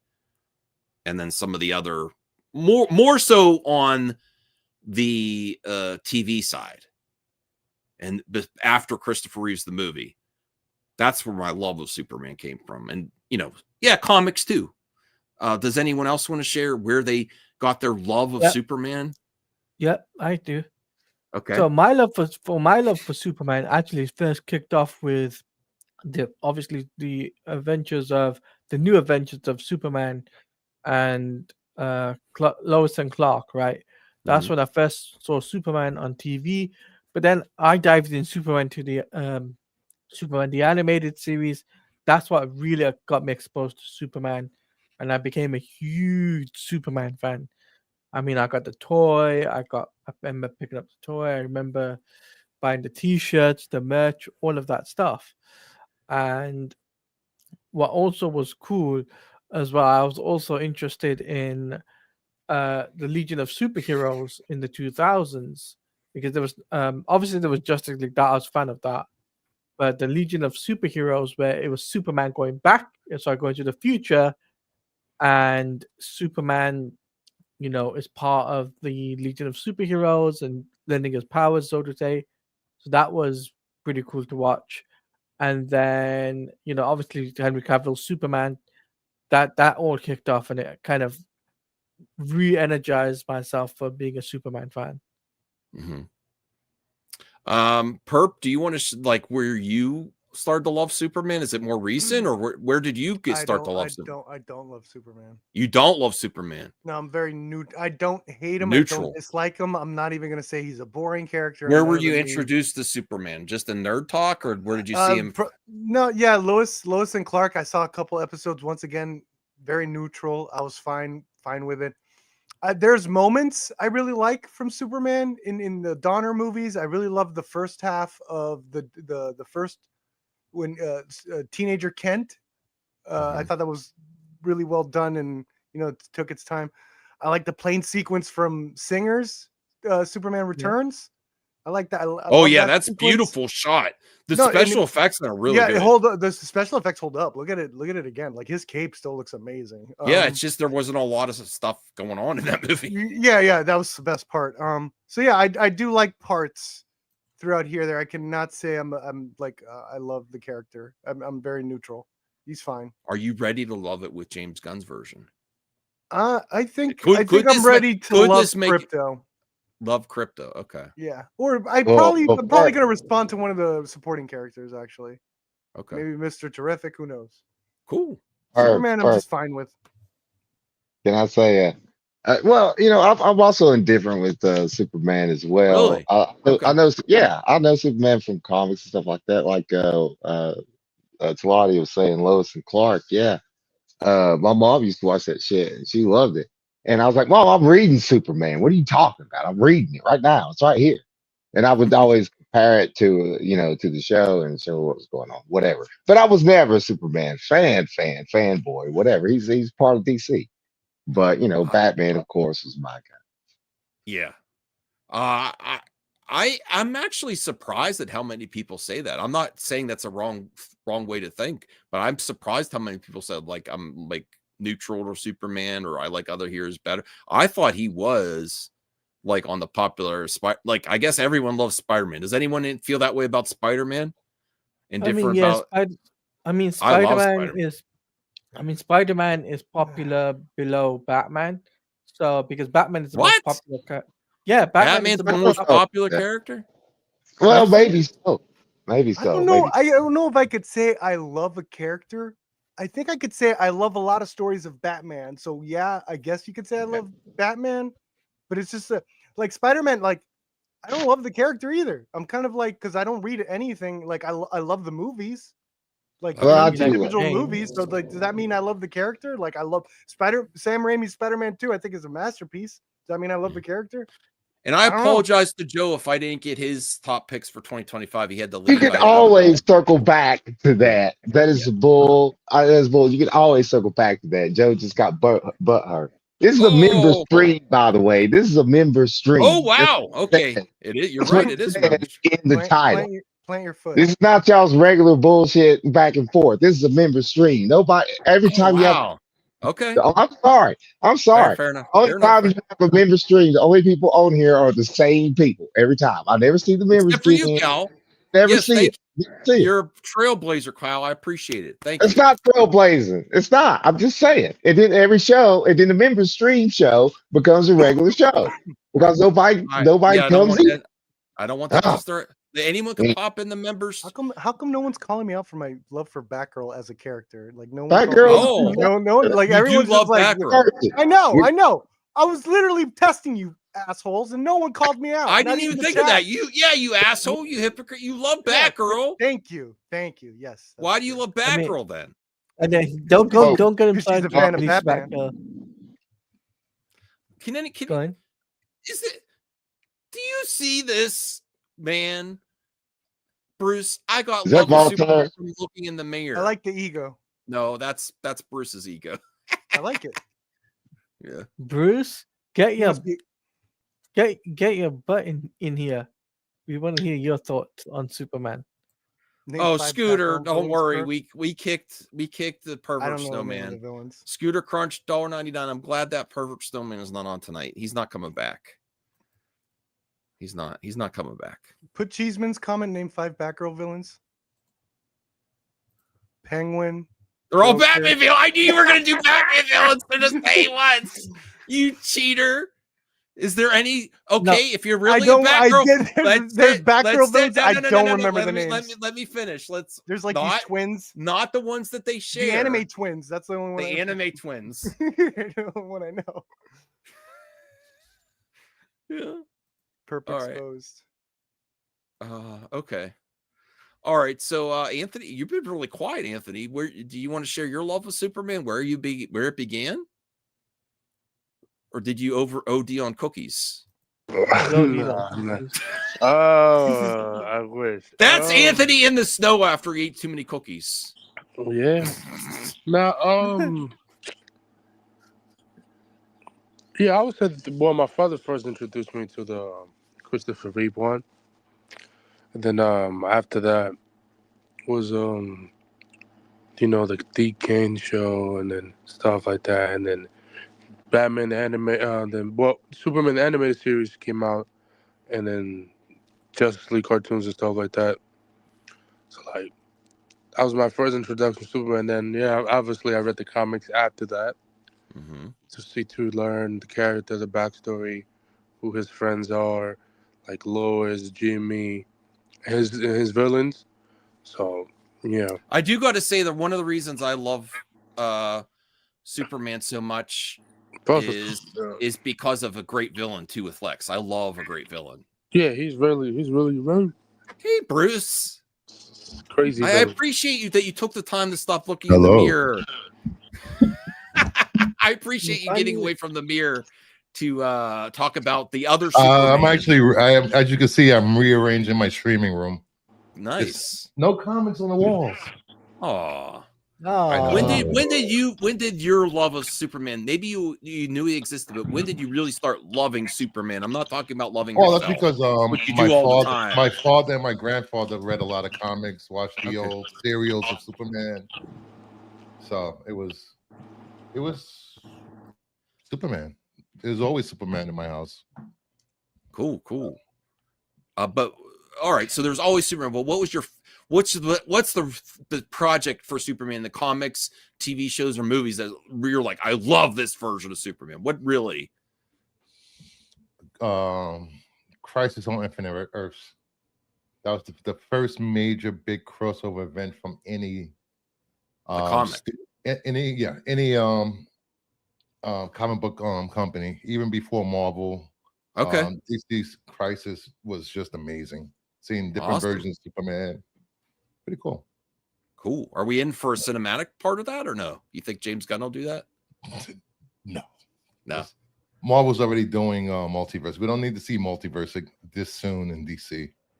I mean, eventually, though. Yeah, they could do it if they wanted, but okay, doesn't really matter. Scooter Crunch $1.99.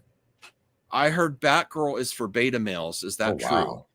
I heard Scooter Crunch. I'm gonna have to talk to your mother on this one. Hold on. I heard don't beta know who males he's talking about because it said Batgirl. Bat, and then there's a Batgirl's one word. Idiot. I win. Which Batgirl? There's like I heard beta males. I heard beta males cry about Batgirl when she's cast in a movie. That's how I heard the Let me tell you something. Okay, as a Batgirl fan, we don't act like victims out there. You don't see us crying and saying unjust. We politely ask, "Hey, release the Batgirl," and that's it. Okay. I will actually say upstanding fans. I will say he's telling the truth. Can you please help though expose Bruce? Can you help expose Perp as a fake Batgirl fan? He couldn't name any Batgirl villains that weren't shared with. Yeah, I could. No, he could. He said there's some anime twins. I don't know any of that. Do you know any Batgirl only villains? I knew the brother thing from I don't want to stump you too, Bruce. Maybe you I don't know names. I don't read. I really don't read Batgirl comics. Oh, okay. I have a first appearance. I have a second appearance. I have Batgirl covers, but don't make me freaking get my Batgirl comic I have in my freaking stand. I'll go get that, the newest one. Oh, look, they bring it back. Return of the Dead, Living Dead. That's awesome. Sums up with the rights, man. I've seen a lot of stuff with that. Yeah, there's going to be some a new.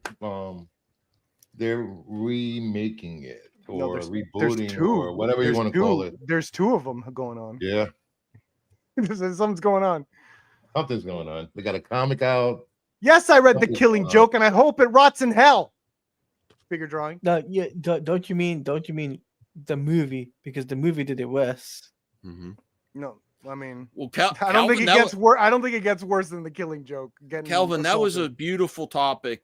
Because I really, when fans get all heated at each other, talking about different versions of the character, that's a great thing.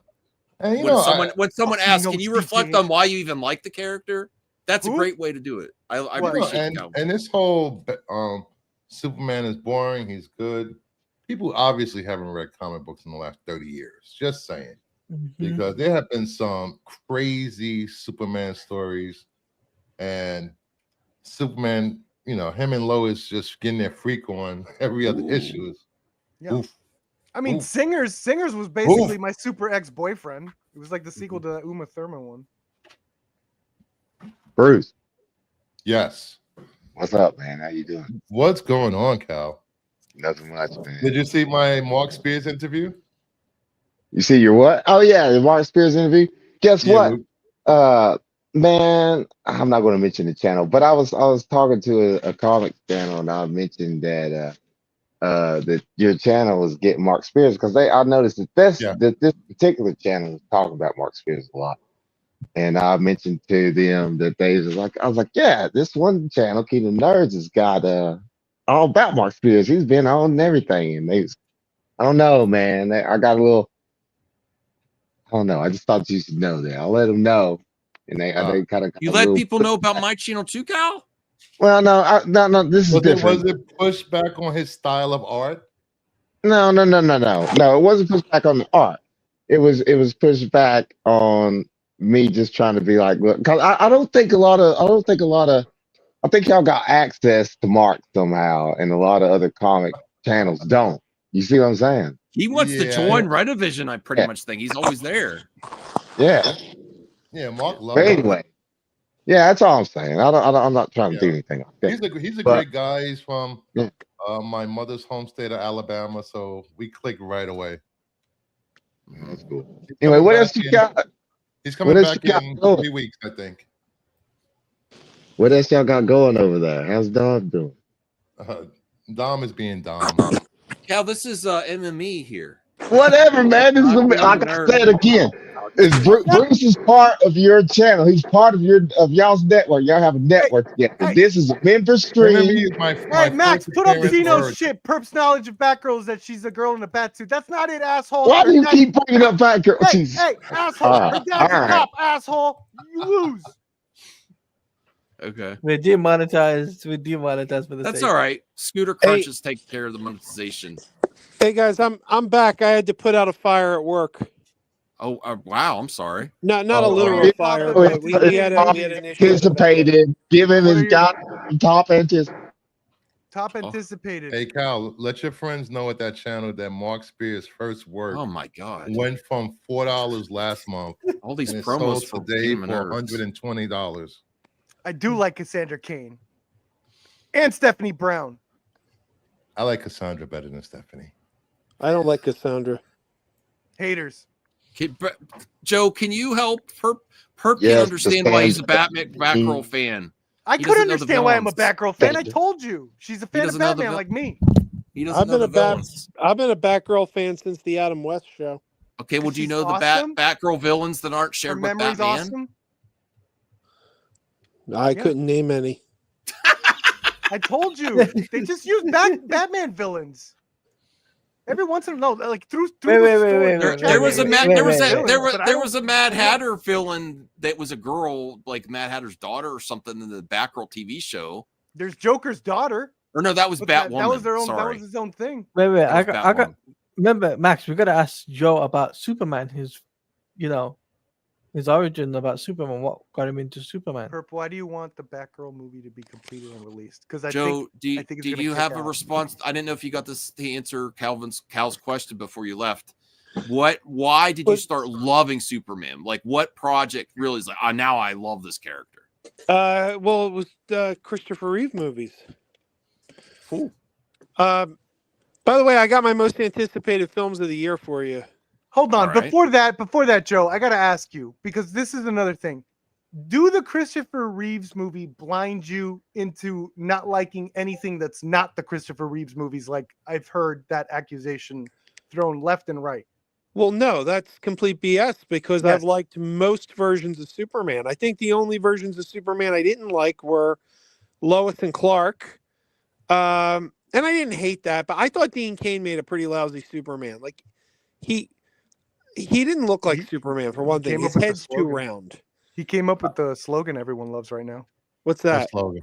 Look up. Look up the pilot episode. I remember that was the thing that between Lex and him. I didn't even think Dean Cain was that bad either. It's just until he got a super political. There was a subplot in the pilot episode of Lois and Clark. There's a subplot where Lex Luthor's like, all I want is for people to look up. Like, if you ever need me, look up. If anyone ever needs me, I wanted them to look up.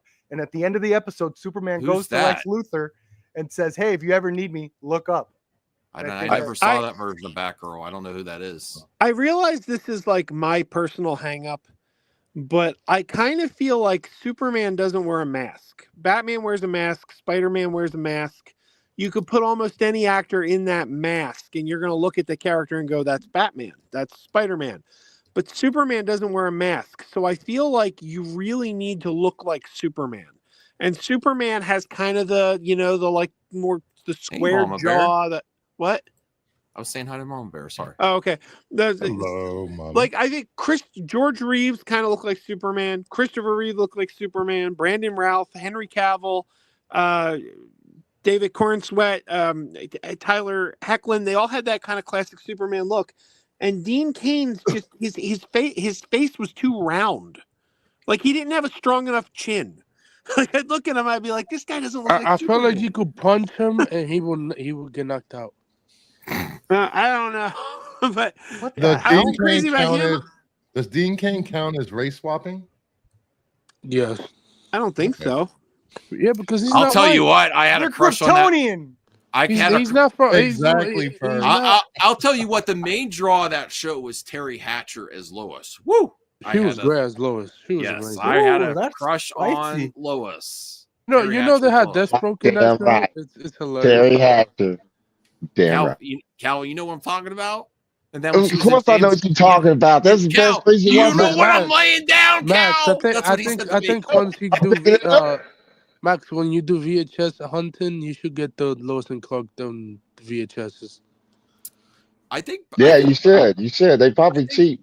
Well, they all cheap. I think Joe has most of the shows on. Do you have that show on DVD? That show was so popular, it literally made Terry Hatcher a Bond girl. I have every episode on DVD, but not VHS. And the crazy part, they tried to move the show. They tried to move the show around because they were trying to cancel it. Let's be real. Every time they move it, it just keeps getting the highest. I would actually say that the Superman and Lois show with Terry Hatcher and Dean Cain was woke before people called woke, Clark, wasn't it? Oh, it was. It did say Lois and it was Lois and Clark. It was Lois before Clark. Yes, that shows how far woke. Yeah, that they and the focus was Lois. That show was always focused on Lois. It wasn't really about Dean Cain. Oh my God, was she belittle Clark? Oh my Here's God. the thing: we did not use the word woke until recently. Until recently, nobody used the word woke. But based on what it currently means, all television has been woke since the beginning of time. Because Hollywood has a liberal bias, always has. I'm not saying that's a bad thing, but it's always been there, and people are just now pretending like it's a problem. Well, that's because the conservative part of this country always looked down on the arts and going to college for the arts and stuff, and they were moved away from going to school for arts and being in the arts and theater and film. Right. It's always been like that. Am I right? But the difference is conservative people of another era could pull up their big boy pants and just watch these shows without crying about it. Like they would watch Archie Bunker, they would watch Star Trek, and they wouldn't pitch a fit over it. But now, like they all like are crybabies. You know, I've seen that argument that Star Trek is too emotional. I'm like, wait, what? So you're not allowed to. I don't understand that. I never understood that. Do you have any? Can this is a good question. Let me make a banner for this. This is a great question. Hold on. Am I woke? Yeah, absolutely, and I love it. I loved it when you said, weren't you like cheering woke during the Intergalactic? This is great. Oh, me? I was cheering. What's he talking about? During the Intergalactic trailer, the video game trailer. I said, or you said, oh, this looks woke or something, and you're like, and they're like, yeah. I think you did something like that. I have no idea what you're talking about. Perp.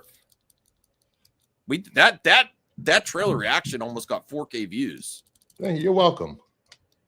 I think it was a combination of all of us, including that was the first time I had Perp on a reaction. Oh, that's right. We need to get you on more reactions, Perp and Bruce. Okay. I thought this would be cool. What is your nerd resolution for 2025? You nerds. I'm not a nerd. I'm just the king of you guys. Okay. What were you saying? What were you saying before I made that Perp? What were you talking about? I have no idea, Max. Okay. Wait, what was that picture? Everything I don't like is woke. Book for basic ticket. Oh. I know mine is to watch more movies, watch more horror movies, and there was some project that you were talking about that I wanted to, or someone was mentioning that I wanted to talk about. Max, you watching movies is a year-round competition with yourself. You can never. No, I did it last night never with beat the- CJH. I watched Saw and I loved it. Oh, I didn't. yeah. I mean, I didn't love it. I really You watched a appreciated it. 20-year-old movie. Dun dun dun dun dun dun dun dun. Yeah. Well, anyway, I'm just surprised at all the movies that you have not seen, Max, and you run, or you supposed to run. Max is a hypocrite. No, Oh no, that's It's what all it was. right. That's what I'm triggered coming it. to terms with it. Oh, Bob. I finally I have this. I apologize to everyone. I have this problem with forgetting things a lot, even when I'm in mid thought. So Star Trek, that is my resolution to get back in the Star Trek of 2025. There's lots of other resolutions. There's so many Star Trek shows out now. Brian actually brought my love of Star Trek back watching Picard, and then it's his right when to step away from other Star Trek projects. I want to watch some good Star Trek in 2025. So watching more movies, expanding my horror like I'm not it's not my favorite thing, but I like horror a lot now. And Star Trek. Those are my nerd resolutions, and more reviews. So those are my nerd resolutions. I am going to do other resolutions to get back on exercising, things like that. Be more consistent with content, with my shows. But I thought that would be fun. No one likes this topic. Do you have any nerd resolution, or you already do everything you want in your fandom? I still haven't given you my most anticipated films. Yeah. Okay. Well, yes. You actually literally cut me off. I was starting to say them, and you were like, "Ah!" And I'm like, I do oh. that. Okay. All right. How about for a nerd resolution? Add a nerd resolution. Yeah. Stop cutting people off that I just did. I just cut them off again to say this resolution. Beast. Okay. No one has any nerd resolutions? Okay, go ahead. Yeah, Jay. I What's have a your- nerd resolution, a huge one. Okay. I'm taking the gloves off. You already did that. No, I'm That taking was the gloves off. 2025. You're is the taking year your gloves Perp on gloves that you already Perp is took taking off? their gloves off. Oh God. You mean baby hands? You mean you're taking your baby hands off? What? If That you is take your gross, glove- Claudia. Don't take Ew. don't take baby hands off. Yeah, That's- don't no. take babies. That's Don't gross. take their And your hands. claws are going to get cold. You if take off the your hands off gloves. now. You do not take the baby hands off. Leave them Okay. on. They belong there. God No wills one- it. Okay. Well, I have a lot of resolutions I'm trying to keep. Going to get back to the theater again. No one has anything else to share? Max, When you get back to the theater, maybe you can check problem- out some of these movies. I'm very anticipating yeah. for the new year. Joe, Joe, I'm waiting at the bit to hear this. I'm waiting at the bit. I know Superman's one of them. Let's go. Superman's my number one, but I also Wow, what a shill. Yeah, happily. Warner Brothers, send me money. I'll take it. But I always want to champion some new ideas, new non-IP cinema. And unfortunately, somebody said to me once, I gave my top 10 anticipated films, they go, there's nothing new in there. And I'm like, yeah, because you can't anticipate what you don't know exists yet. Oh, watch me. Like, for You didn't example, hear my list. For example, one of my favorite movies of this year was I saw the TV Glow. I hadn't heard of that last year, so I couldn't have possibly anticipated it. I think I'm Yeah, you actually put going up to 'cause watch I showed it. you the so trailer. And that was I'm- Joe. I was anticipating that movie that year because I heard about it in festivals and the trailer. I was actually amazing. want to No, watch I it because didn't. they won't shut up about it. You, No, I would say two of what my I'm saying, most Joe, is that you can anticipate it. Yeah, The but word of not if mouth I is haven't good. heard of it. You can't anticipate what you haven't heard of. One of my two of the ones I'm really looking forward to that are not IP are Love Hurts. Love Hurts looks Okay. great.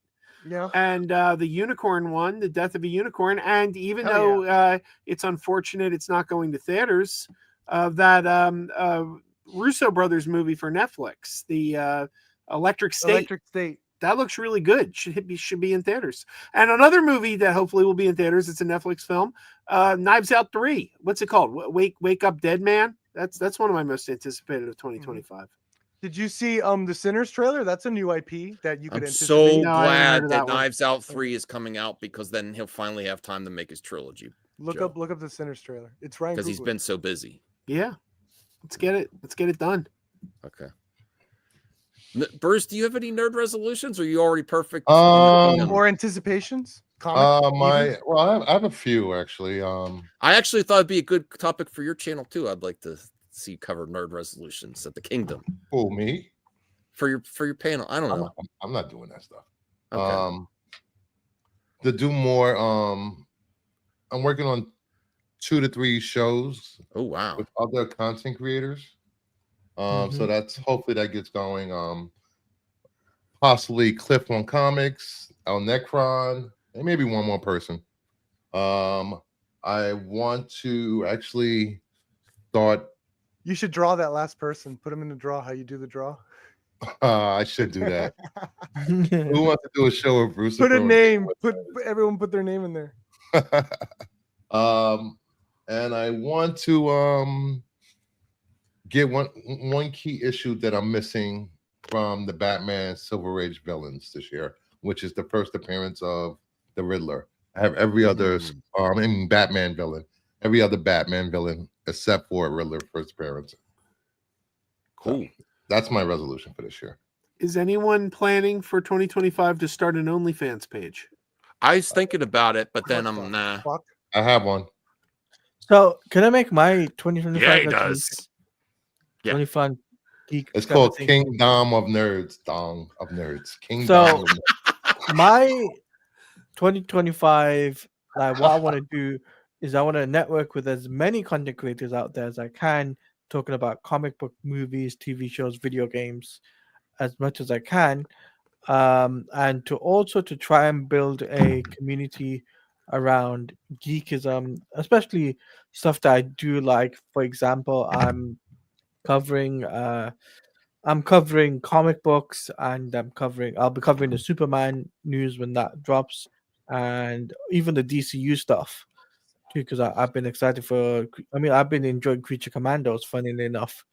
So I want to build a network on people who like the DCU, and that's what I want to do for 2025. Cool. Anyone else? We'll move on to some other things. Thank you, Taladia. I also want to game more. I want to talk about more gaming stuff. And I want to actually try Fortnite and Marvel Rivals. Yeah. I'm also metaphorically, not physically, I'm going to put my hat in the ring as well. Marvel Rivals is fun. And let's just say. Which ring? Go on. I know what you're saying. I am just kidding. I hope you do. No, but I was going to say Marvel Rivals is fun. And I got to say, it's addicting. Like, once you get into it, you're hooked, Max. So just be warned.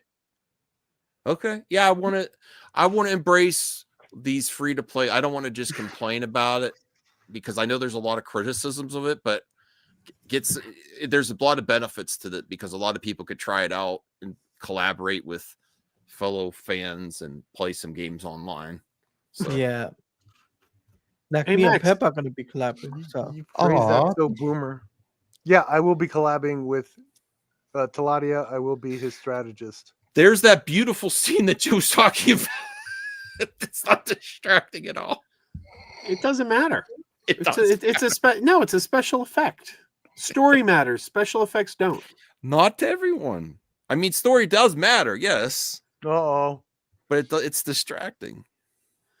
Max, if you're looking to watch more Star Trek, when I get back from Florida, because it premieres the Friday I'm in Florida, but the new Star Trek movie's premiering on Paramount Plus. Maybe we could have a watch party. Oh yeah, I watch the new Star be Trek down movie. for Star That Trek. premieres when you're in Florida. I completely forgot you're coming. Yeah, it premieres Friday the 24th. I fly back the next day, Saturday. I'd watch Star Trek. Yeah, I don't think That's I'd with like Michelle Yeoh. But yeah, that looks like an action. Yay! Like I am all in for Michelle Yeoh.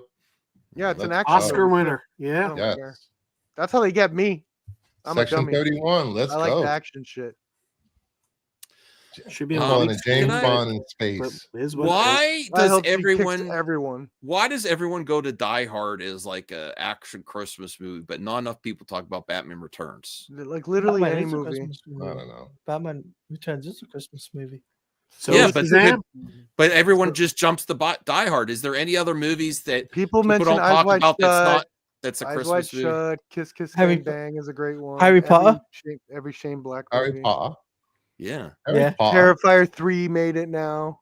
Congratulations. Shazam. Violent Night. Oh, Shazam was at Christmas? Yeah. Love Actually. Yeah. Philadelphia, man. Philadelphia. Okay. Christmas Philadelphia. Vacation. Taladia, I'm Christmas. actually rereading the Harry Potter books. I'm up to Half Up Blood Prince. My God. Harry Potter was a twat in the books. Oh my God. He didn't listen for shit. Got so many people killed. Wait until the series comes out, Bruce. Like I Luke think Skywalker that'll be for real. something. That would be something. Iron Man 3 was. What's other movies Lethal that people don't Weapon. realize? Lethal Weapon. Long Kiss Goodnight.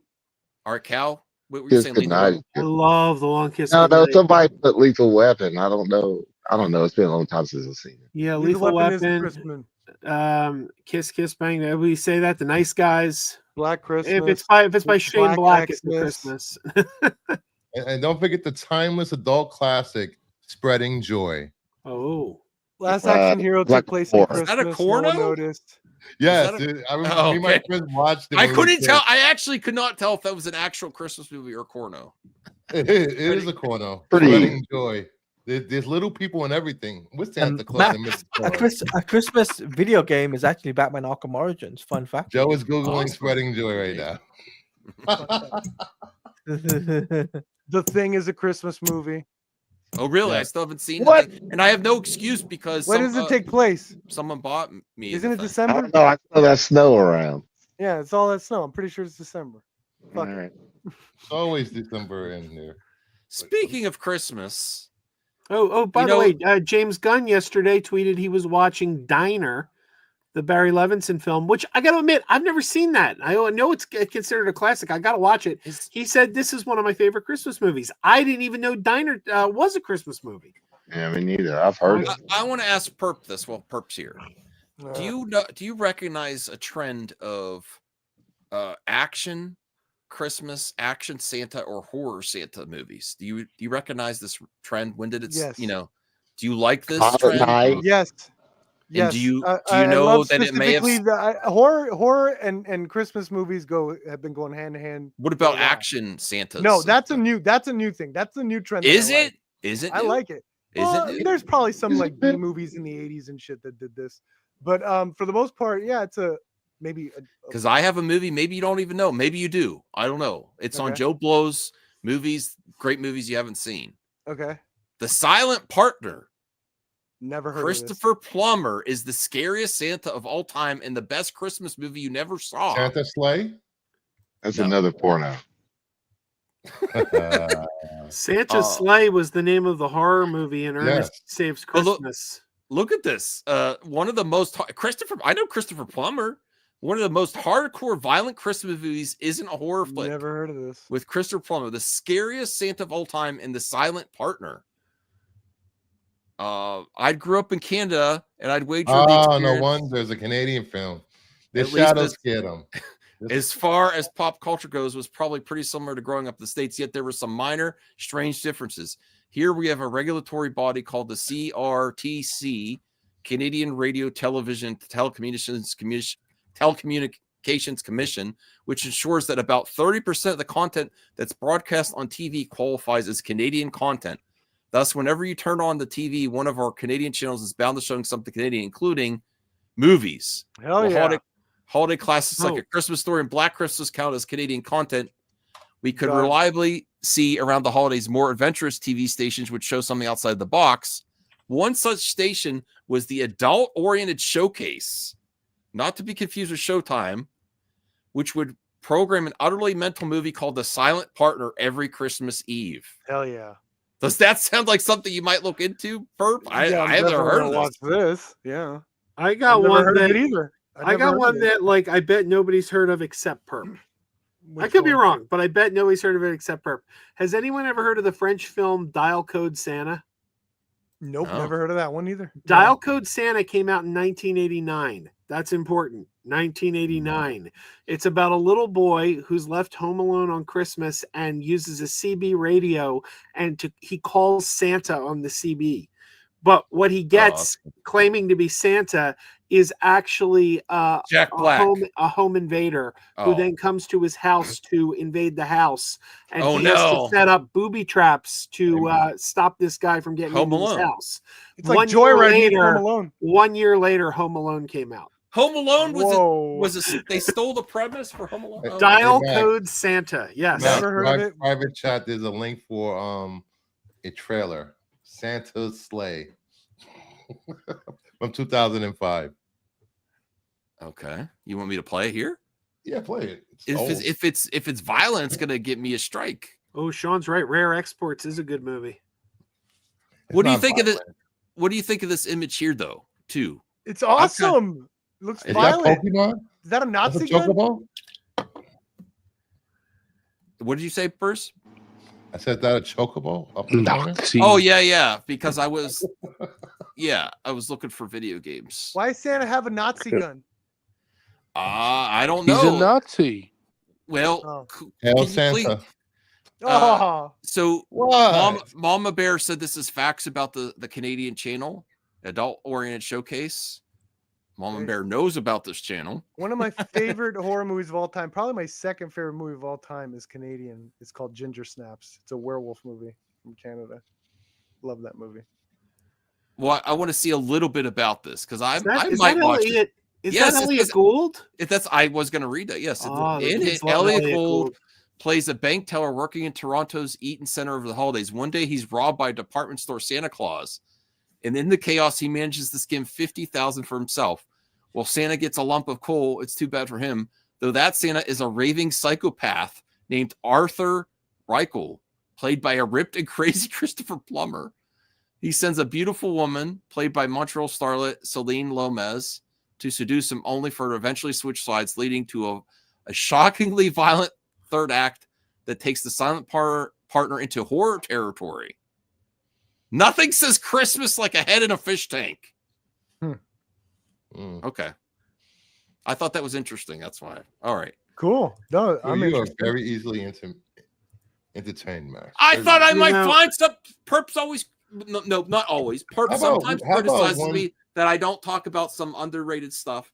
And this is only if you're complaining. Only if you're complaining. This is something on Joe Blow that I like. I actually watched some of these movies. Like there was like the. You watch movies? I watched some of them. Oh, okay. That Joe Blow recommends as underrated movies that you should take a look at. Yes. I can name a New Year's Eve movie. N2B 1986.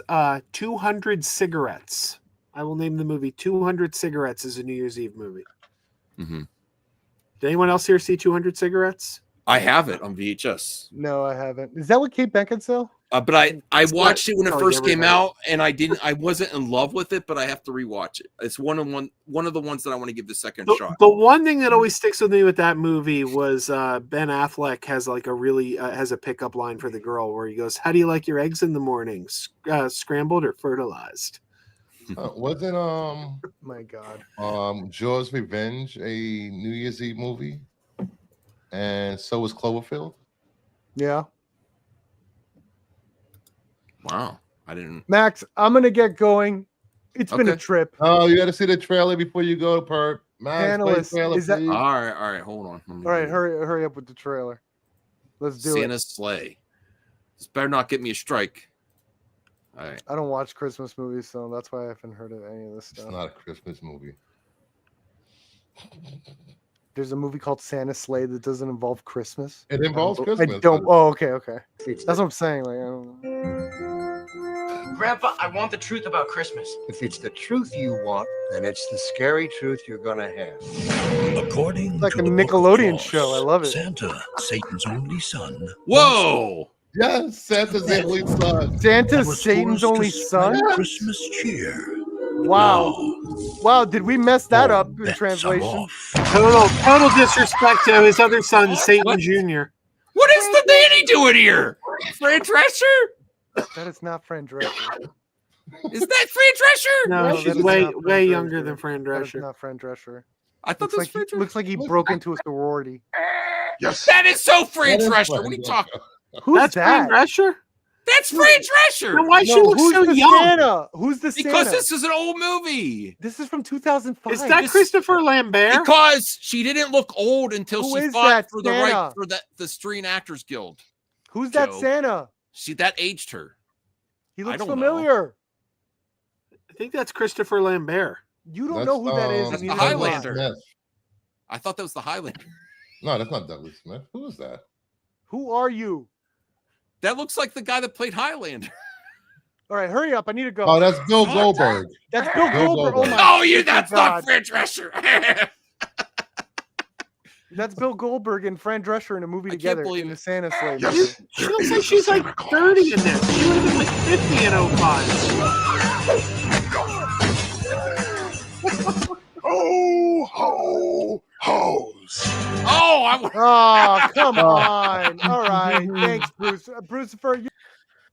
come on, Perp. This is great. I want to see this. Perp. So all right, who wants a watch party for Santa Slay? I don't mind. I would. Santa Claus is not a myth or a legend. He's real. Only. You should watch That's Violent worse than Night. the Terrifier. I know. Wow. This is You great. should watch that David Harbour Christmas sure scared the dickens out of people. He's scary and educational. I'm just trying to spread a little Yuletide fear. Are you saying Santa is offing everyone who's naughty and nice? Nicholas shot him. You shot Santa? Run away! Santa's on the loose! This holiday season. Ho, ho, ho. Bruce. Joe, what's your thoughts? No, Perp said he wants to see this effing movie. Okay. Oh, this is great.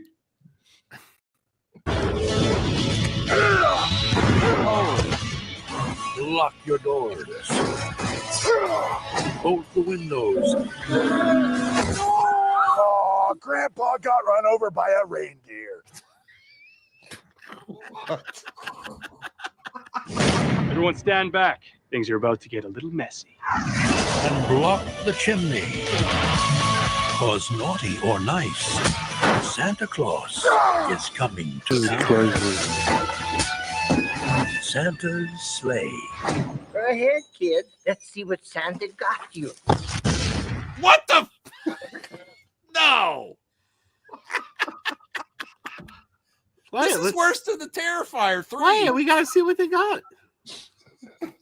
They can't see what they got. Their eyes blew up first. Let's see what they got. They didn't get it. They got it. They're in. I don't know. We didn't see it. There's blood everywhere. Where? That's not blood. I hate children. What? Wow. Still don't know what they got. All right. Bruce, you know, put together the watch party now. You know, Christine and I just tonight were watching Violent Night. Oh, that's Goldberg from WWE. I thought he was some kind of wrestler. That's Goldberg. Yeah. Christine and I were just watching Violent Night tonight. Have you seen Violent Night? Yeah, I did. It's a fun movie, but we're watching it, and I said, you know, this is so similar to Die Hard. It's Christmas Eve. You've got these people that are stuck. They're being held, and you got the one guy who's trying to take out the but it's Santa instead of McClane. And I said, it feels like somebody was like, oh, you guys are going to debate whether Die Hard's a Christmas movie? Guess what? I'm going to remake Die Hard, and you're not going to be able to deny it's a Christmas movie because Santa's going to be the main character. Now, can I say something, right? So I watched this with Sci-Fi Center last night. I really enjoyed the film, right? Santa's Sleigh? No, Violent Night. Oh, okay. Violent Night. I really enjoyed the film, and I was like, one of those movies that I would recommend people to watch. Cool. Yeah, I really enjoyed that one. Yeah. I like David Harbour in general. Like, I'm disappointed his Hellboy movie wasn't good because he could be a really good Hellboy with better. Yeah. He's just a good actor. I think he was disappointed too. I think he was. Okay, so Grandma Hook got mowed down by Santa coming home from shopping Christmas Eve. Oh, she wants me to sing it. There's a musical note. I can't sing Mama Bear. I'm sorry.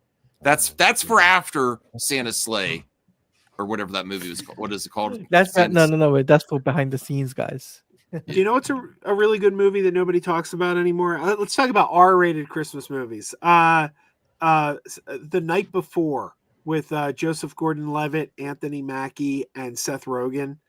That's a really funny movie. Did you guys see that? No. Oh man, it's hilarious. There's like a scene where Seth Rogen just gets so drunk, or he's high on drugs, and he's got the wrong phone. He like ends up with a girl's phone, and some dude just starts sending him pictures of his dick. And he's like, why is this guy sending me pictures of his dick? And the guy's like, right, and you're going to be sucking this tonight. And he's like, I am? Oh, boy. Wasn't me. Okay. He's like, all right, let's do this. Well, I know this is, we are going to also be getting to some mailbag questions. I know that. Frizz, you stay right there. Stay right there. Look at him trying to leave. It's the holidays. You got to be here for members and a little bit of mailbag. Not the holidays. Bah humbug. Okay. And, yeah, you got to stay for mailbag. Larry, there's no fucking members in here. There's no members in here. Well, I was just reaching out to a member. Larry's popped in before he's a member. Who's Larry? Anyway, Larry, you got to come in. You got to get in here so Cal knows who you are. Yes. Oh, I know Larry. Larry, whatever that says. I know him. Yeah. Cousin Larry Appleton. Okay. Wait, let me. NB. Wait a minute. Let me tell this one guy one thing. Joe even mentioned it too. Go is a good movie. I remember that film. Oh, I love Go. I had the VHS there, Max. I don't know somewhere. I got it somewhere. But anyway. I think Joe got me that.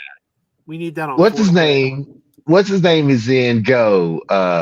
Joe. What's his name? Timothy Oliphant. Yeah. He's in there. That was one of the times. I think it was probably the first time I've seen him. But anyway, I would consider that a New Year's Eve movie. Doesn't that take place? I remember he wears a Santa hat in that film. Remember that? Because he was a drug dealer. Yeah, I can't remember if it's like right at Christmas or if it's like. I think it's on the cusp. I gotta watch it again. It's so good. I really wish they would put that out on 4K. I gotta watch it again too. But anyway, yeah. Larry, get in here. Max, I sent you Go on VHS? I think so, yeah. Have you watched it yet? No. Have you ever seen it? I can't remember that one. You know what movie you have on VHS, and I know you have it because I sent it to you? What? Have you watched Santa Claus the movie yet? No, I have it ready. Gotta get it. I have it ready. Now is the time. Yeah. Have it ready to go. Okay, so let's bring up the mailbag. Oh, wait, there's Go. Yes, you did give me that. Yes. From the director of Swingers. Yes, that's right. From John Favreau. Mm-hmm. No, Doug Lyman. So, Favreau wrote Swingers. He didn't direct it. Oh shit! You want to see JH's? Oh, thank you for the correction. Here. Thoughts on Creature Commandos Episode 4 and the future scene of the DCU. This goes in the spoiler territory, and I haven't seen it yet. But from what I've heard, there's a spoiler warning nightmare sequence. Snyder's nightmare sequence in Creature Commandos. I don't know how much it takes from that, but Snyder doesn't own the nightmare sequence. He just used it. He just used it first in the movies. I don't know what to think of that. I'm assuming that has ramifications. Thank you for the question, Talati. I'm assuming that has ramifications on certain characters that are going to appear. Well, like Wonder Woman's there. The one thing about that scene, it does. Whoever's in that scene is canon to the DCU now, so that's a good thing. Awesome. Hey, Larry, how's it going? On that note, guys, I'm gonna head out. So okay, have a wonderful night. I got thank you, Talati. Get some rest. Okay, cool. So enjoy the rest of your stream, guys. Make sure you hit the like button, subscribe to Max, and share the stream with your friends. Whoa! Share it with no friends, to people that aren't even your friends too. Share it to everybody. Peace, Talati. A good playthrough before. I was watching Punisher. Playthrough? Oh, thanks, my dude. Thanks, my Rivals. Dude. Oh yeah.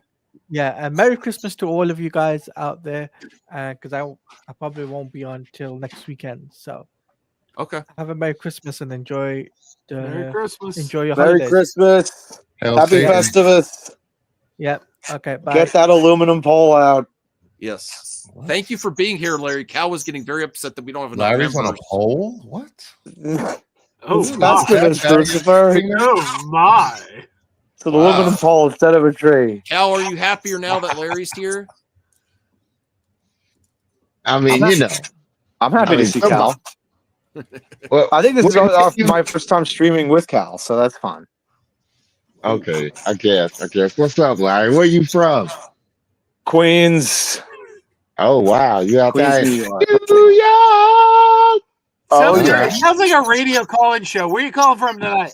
New York. It's been a long time. But I am a Philly guy too, so. Larry, you're in Philly? Yeah, I'm half and half. See? I had no idea. Good conversation, Why Joe. haven't we gone out for a beer yet? Well, let's Confirmed, really confirmed on tonight's stream. Larry Quartz goes both ways, Philly and New York. Let's figure out where he really is. I know you're saying you're half and half New York and Philly, but do you prefer a Philly cheesesteak or a slice of New York City pizza? Oh man, if you can only pick one, we have this pretty is killer really good. pizza in Philly too. I gotta say. That's true. I've had good pizza in Philly, but I gotta go with the pizza. Oh, he's a New Yorker. Yeah, I'm a New Yorker. I'm slowly becoming a Philadelphian, even though I've spent almost every weekend in Philly for the last 15 years. The question is, Larry, have you had the Philly taco? No, what is that? That's when you go down to South girl Street. from the strip club. That's when you go down to South Street. You go to Jim's Steaks, buy a Oh my cheesesteak God. at Jim's Steaks, then go over to Lorenzo's Pizza and get a slice of pizza and Oh. wrap the cheesesteak in the pizza and eat it together. Oh, I can't believe none of my friends know about this because they would have told me. I'm ashamed. Those are two of the best places on South Street. So yeah. Hell yeah, man. No, we'll get together. When I go visit Joe next, I'll let you know and see if we can all meet up or something. Yeah. I told Rhea last time she was in town though, because I said let's go get a Philly taco and she wasn't interested. So. Oh, I'm way interested in that. Oh yeah. Is it true you can get physical copies of Space Marines 2, Max? Is it what? Space Marines 2, 40K. Seems like physical copies are harder to find. It's a popular game, I think. I haven't looked.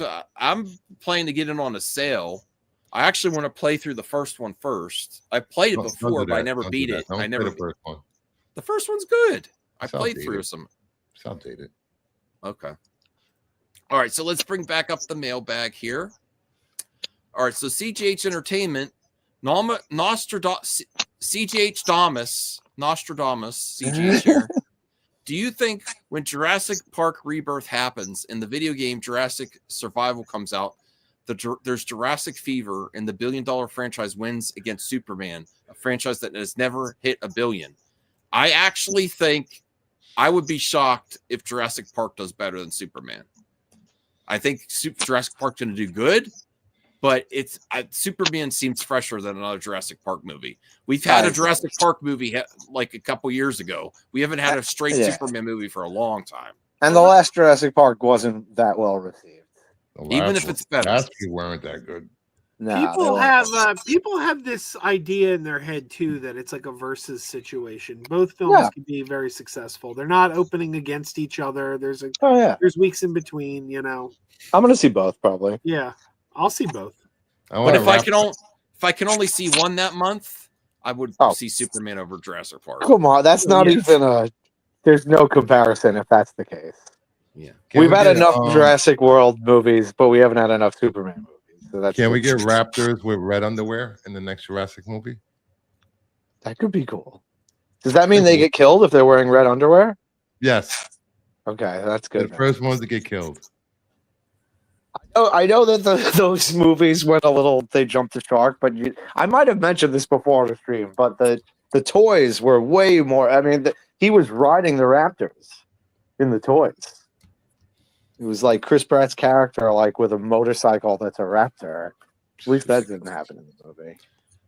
Well, I'm into news. And I'm really going to answer your question here now, CGH, because this is disastrous news for this Jurassic World Rebirth. This is going to blow your minds. This looks really bad. I mean, the last one. She's turning into a raptor. Did you know this? That's AI. Oh, it was a joke. Anthony, you ruined the joke. Whoa! People thought it was real. It's fake. It's AI trailer.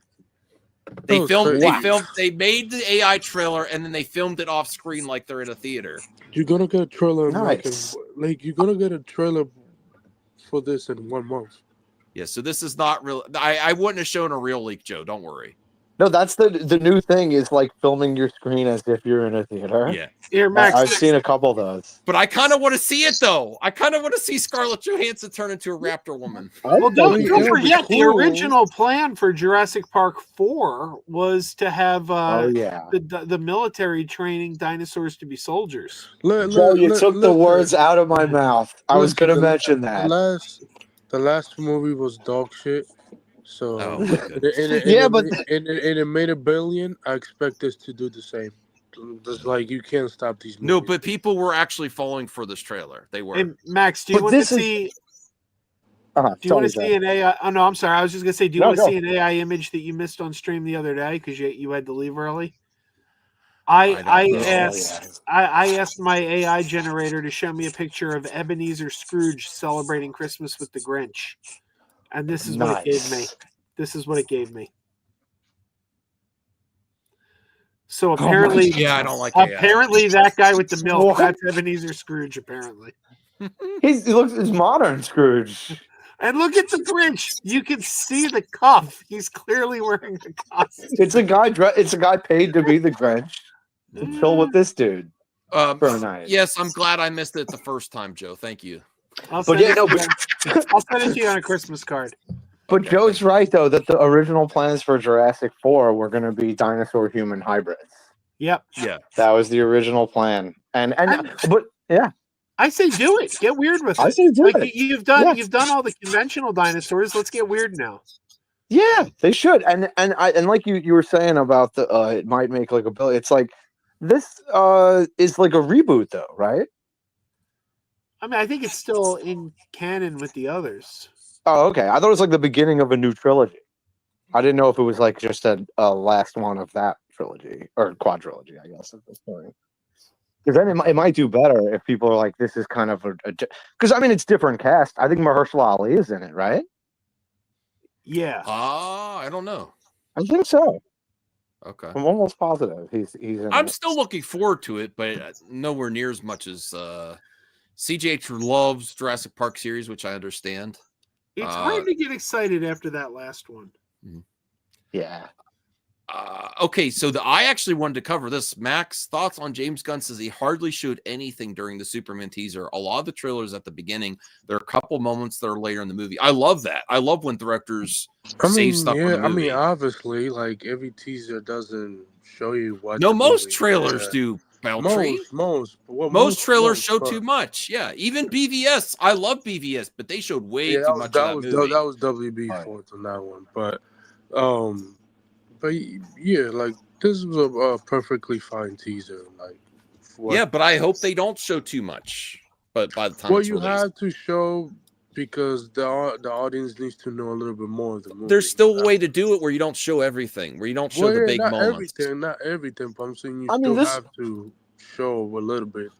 This was a teaser, in my opinion. I know people are saying that it's like, it's 2.5 minutes, and some people think, well, I guess just the first trailer is now considered a teaser, but like it had no dialogue except for "Take Me Home" and Superman. People saying Superman. Yeah, but like, when we get the second trailer, it's probably going to be more dialogue, more stuff. It'll be 100%. It'll be like a real trailer, and it'll probably be like Super Bowl time. Yeah.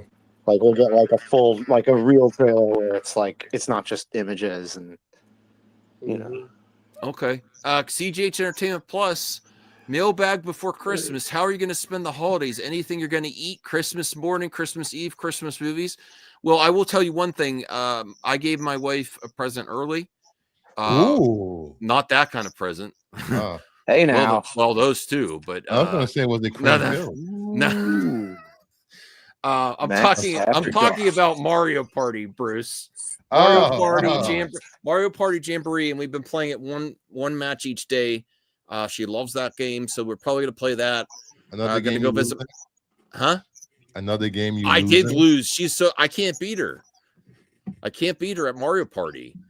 Joe, Joe, I know your family has a Switch now, right? Yeah. Have you ever tried Mario Party? No, we never played that. I got it. You know what? I'll get you a Mario Party for your family. I got to find it. I don't need you to get the newest one. I'll get you the last one. What is Mario Party? You've never played Mario Party?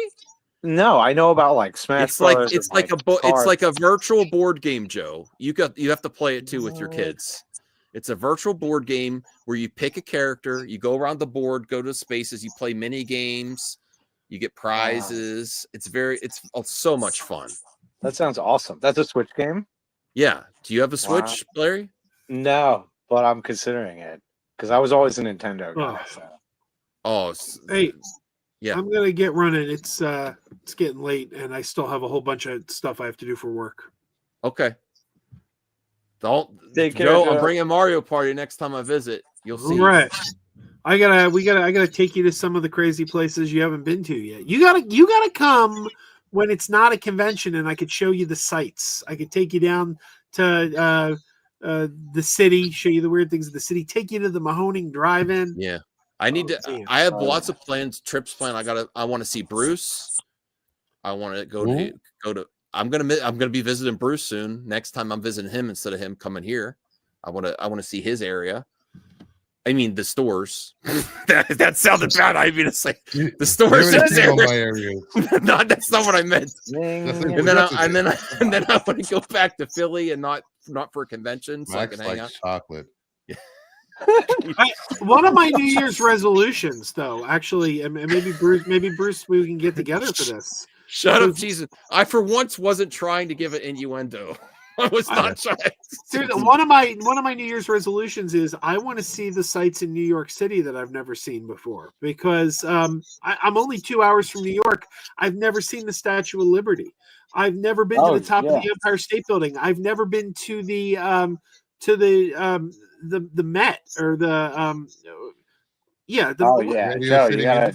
the museum, the Metropolitan Museum of Art. Like I want to do these things, and I said I gotta. That's my New Year's resolution is I gotta do some of that crap. And you got to come to Midtown Comics in the city. I have been to Midtown Comics, though. How sad is that? And how nerdy is that? No, I've been that's to New great. York, but I went to New York and went to Midtown Comics and didn't see the Statue of Liberty. Like, no, that's that a sad state of affairs. That gives you credit. No, that makes you cooler in my book. I will say this: growing up in New York City, we really don't care about the sights and the tourist attractions. You know, I mean, it's cool to go once. Yeah. Like when you're a kid, but that's about it. But then it's like one of the coolest stores. I have a fear of heights, so.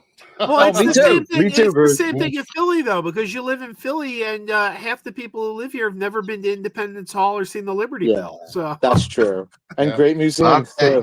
Yeah. I have a question. I can take you to the get in here. The law. Hey, Cal has a question. Cal's a question. It's never night. Go ahead. Please. Anyway, for all you city boys, have y'all ever been out to the country? You ever been out to the country? Ever had any excursions out there? That's where I married a country girl, Cal. I'm in the suburbs, so I'm like set firmly between the city and the country. Like I've been out to like Lancaster, and I've seen like. If I drive 10 to 15 minutes west, I hit farmland, cows and stuff. So I've spent hit it. I loved it. I'm not hitting a cow. I don't necessarily mean like y'all talk about. When I think of the city, I think about like y'all talk about Philadelphia, New York, LA, stuff like that. But there is when people think country, when they talk about South and the southern states or what have you, they think about farmland, like Bruce just said, and stuff like that. We have cities in the South, in the country. We have big metropolitan areas. Country is AF. You damn right they are. They are. But but it's still country cities. But people don't. We got like Atlanta, we got Nashville, we got Memphis. For God's sake. I've been to You know what I'm Tulsa. saying? I've been to Tulsa, Oklahoma. Tulsa. Well, I wouldn't really count that. I would love to. I would love to visit those places, Cal. I would love to. No, Joe, you should come to the largest mall. It has over 2 million square feet of stores. Where's that? In Syracuse, New York. Place is Oh, huge. yeah. It takes you Upstate hours New to York walk is around that place. nice. Yeah. Wow, it's bigger than King of Prussia. I always heard King of Prussia was the largest mall on the East Coast. King of Prussia is pretty cool. I thought Minneapolis was Let me see the how. biggest mall. It's called Destiny USA.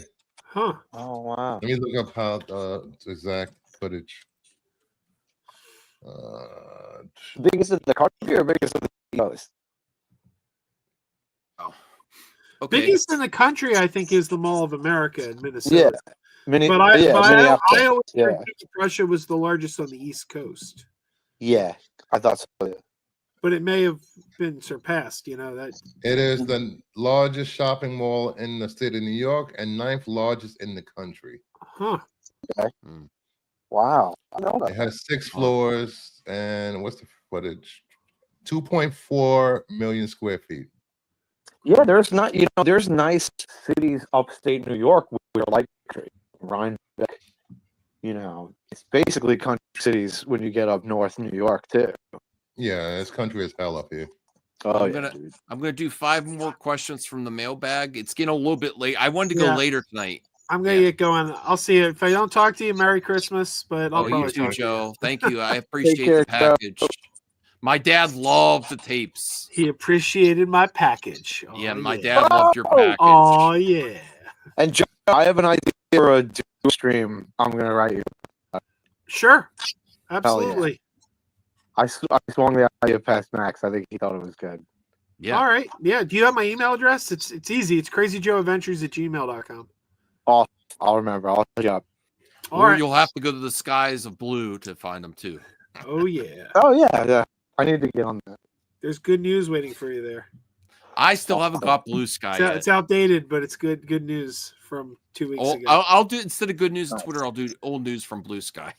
That's a great idea. That's a great idea, Max. Old news from Blue Sky. Yeah. All right, thanks, Joe. All right, Jacob McKenzie, thoughts on Tom Holland speaks on his upcoming project with Christopher Nolan. To be honest, I don't really know what it's about. It's been pretty quiet about the project. I met with him, and it was awesome. He kind of loosely pitched what it is, and I'm sure when he's ready, he'll announce what it's about. That's always known. That's what I like about Nolan. He really doesn't tell anybody. I'm actually surprised that Nolan's interested in Tom Holland. No offense to Tom Holland. I'm not surprised. He always picks. Tom Holland is nothing without Spider-Man. I think he's a good actor. I like him. I don't think he's an amazing actor. I think I'm not surprised. Cause Nolan always like getting Maybe this will be the game changer for him, though. Maybe this will change He's been Spider-Man for what, 10 years now, almost. Yeah, and his career still hasn't taken off outside of Spider-Man. Well, he's not that great actor like Spider-Man. Yeah, true. But he made his movies now. He got You're breaking up. Yeah, you might have to come out and come back in, Larry, because it's pull out and come back in. We know you've done that before. Max, what are you doing? Oh, Max, HR, jeez. Come on. I heard your pull-out game's good, Larry. Pull out, come back. Whoa. It's a joke. It's a joke. All right. I think you have to actually leave, though. You have to. Okay, there. All right. How do I leave? All right. So Jacob McKenzie, Max, thought on Ben Schwartz wants to make Sonic and Mario movie with Chris Pratt. I'd be up for it. I don't know if Nintendo wants to do that yet, though. It's very easy to happen in the video games, but for them to actually cross over in the movies. To be fair, it's made by the same company, Universal. Sonic is better than Mario anyway, so it doesn't matter. I don't know about that. I wouldn't agree with that. Bruce. You're just saying the only reason this Sony fanboy is saying that is because Sonic is on Sony and Mario is not. What? You know, I don't know why Nintendo wants to hog up all the exclusive games. They should go to every console. Yeah, I don't know about because that. that's BS. That's BS. That No. PlayStation has exclusives and won't share them with other consoles. Xbox. No, I'd rather Xbox die first, and then we could talk. It's already dead. Xbox not going anywhere. If Actually, we were playing Dungeons and Dragons, I am going to Xbox do. will roll a 1. Thank you for Take critical reminding me. Your Xbox is your dead, Xbox man. derangement syndrome actually maybe. I Oh my remember that I want to do a God, video on an Xbox Max about. is dead. No, it's not. No, it's It's not. dead. Hey, Larry, are you back? Yeah, how do I sound? Sound okay? Good. All Xbox but I think by the time you get to Mario 3, the movie, and then Sonic 5 or 6, then they'll talk about crossovers. Oh But, yeah, definitely. Wait a minute. Wait, Bruce. Yes. Bruce, what was your what did you think of the Mario movie, the new one? Honestly, it was all right. It wasn't. I think it was more. The story sucked. Who cared? It looked good. I think a lot of the hype and love for that Mario movie is all about nostalgia, because it was not good voice acting on the part of Chris Pratt or disagree. I mean, I'll tell you what, Bruce. I'll tell you what. Yes. Let me tell you one thing. I like the movie, and I'll tell you one of the reasons why. And this is the scene where it's him and Princess Peach, and Mario has to go through like this trial thing, and he has to do it over and over again. And he keeps failing each time he does it, but he keeps doing it, and he gets better and better until he gets it done, and he does it right. It takes me back. That scene brought me into playing the video game and experiencing it as the way I experienced it. I don't know how many times I died on Super Mario 3. You know what I mean? Stupid airship board. I hated that board. Stupid airships. Wow, Degrassi says 90 minutes of cutscenes. Exactly. That's what Mario was. 90 minutes of cutscenes. I still haven't seen Mario. I recommend it, Larry. It's fun. Sonic it's movies not are great, better but it's fun. I wouldn't say that. I wouldn't say that either. Really? I think I think the first Sonic was Mario. I think the first one was okay. I don't know. I prefer the Mario movie actually because it takes place in Mario's world instead of Sonic going into the real world. I don't like that. That's a good point. That's a good point. But Sonic 3 looks better than Mario. Sonic. How many times can they do Mario saves the princess, or the princess saves Mario? Going they forward. just switch it up. Yeah, I agree. You know, So and we all know Peach is a hoe. Oh, hey now. Peach kind of, you don't reminds me of Peach, the princess from Creature Commando. How dare you? We all know that viral video this year. Don't save me, Mario. Ooh. Don't save me. Oh, come on. No, that I'm telling you, that Creature Commandos princess. Like, this is Peach, like R-rated. Wait a minute. Doesn't Max have beef with Peach? Wasn't you talking about some game? Oh, that's because of Mario Party. She stole 3 of my stars. I would finally beat my wife, but every single time I got a star. Max, you can't beat your wife. That's not cool. I want to while we're playing Mario Party for sure. Oh, Max. Hey now. Yes. Somebody cut that out. Yeah, but she beats me every time. So whoa, I don't like it. I don't like it. I didn't ask for that. So Peach can float in Mario 2. She's goated. She's OP. Oh, especially if you pick Always Mario. Have a safe word, Max. Always have a safe word. Especially with Princess Peach. Yeah. No, she stole my stars.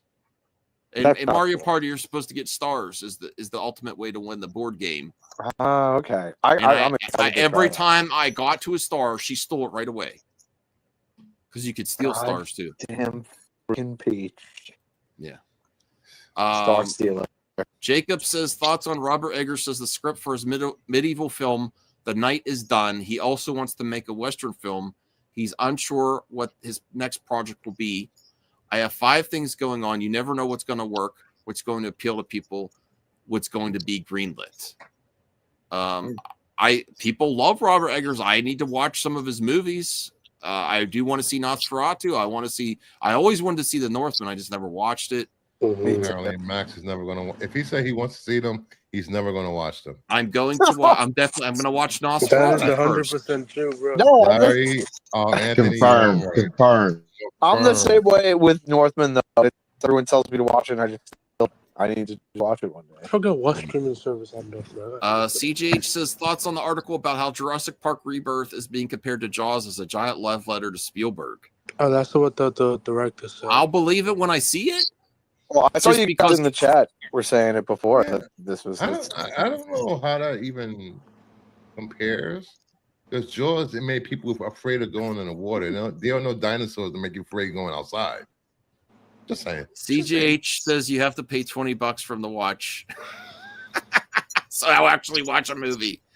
Oh, thank you, CGH. I appreciate it. I really enjoyed Saw. It was a lot better than I thought it was going to be. It wasn't like a gore fest like I thought it was going to be either. It was like really intense. It's psychological, and it was like a mystery. It was like a crime thriller movie almost too. Like a real. Huh? Sorry, Bruce. Degrassi said only 3 dinosaurs in the budget. Yeah, I was gonna say Degrassi said that earlier, and that's like it's like limited dinosaurs, more about the feeling. It's good, and more he mostly like.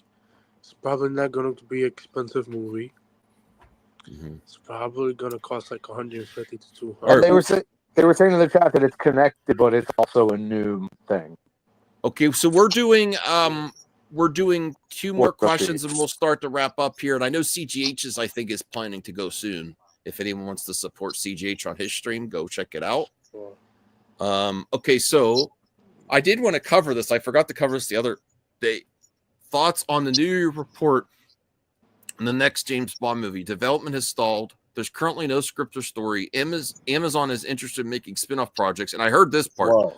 Producer Brenda Broccoli was pissed when Amazon called Bond content and thinks they're effing idiots.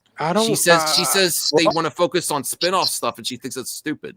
It is because think about like there's no point of doing a James Bond spin-off. What can you? I completely disagree. Disagree with both you and Barbara Broccoli. There's perfectly. What you want to see M story? Where she came from? Could you let me finish? I don't need to see a story of her. Anthony, can I finish? No. I do want to see a new mainline James Bond movie, but if you're telling me there's not a universe to explore there with like MI6, I agree. There isn't.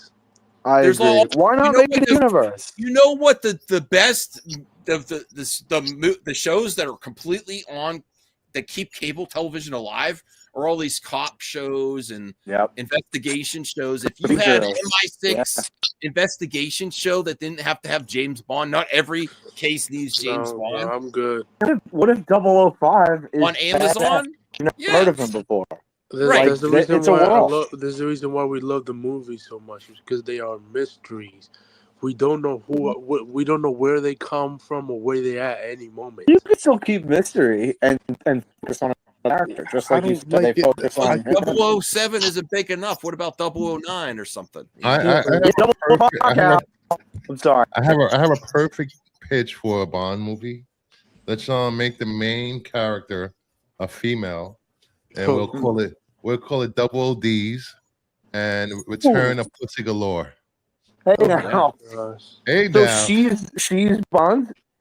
Pussy Galore. Double OD. Mama Bear. I don't need to know what you're watching on that Canadian Cinemax. 9.5. Wow. Because I think that already exists. I think that movie already exists. Yeah, Black Bond call him 9.5. Wow, double. But I could also understand because Amazon bought MGM. You can host that. Not on my channel. Also, Scooter Crunch. I don't want Scooter Crunch to see that. It's too young.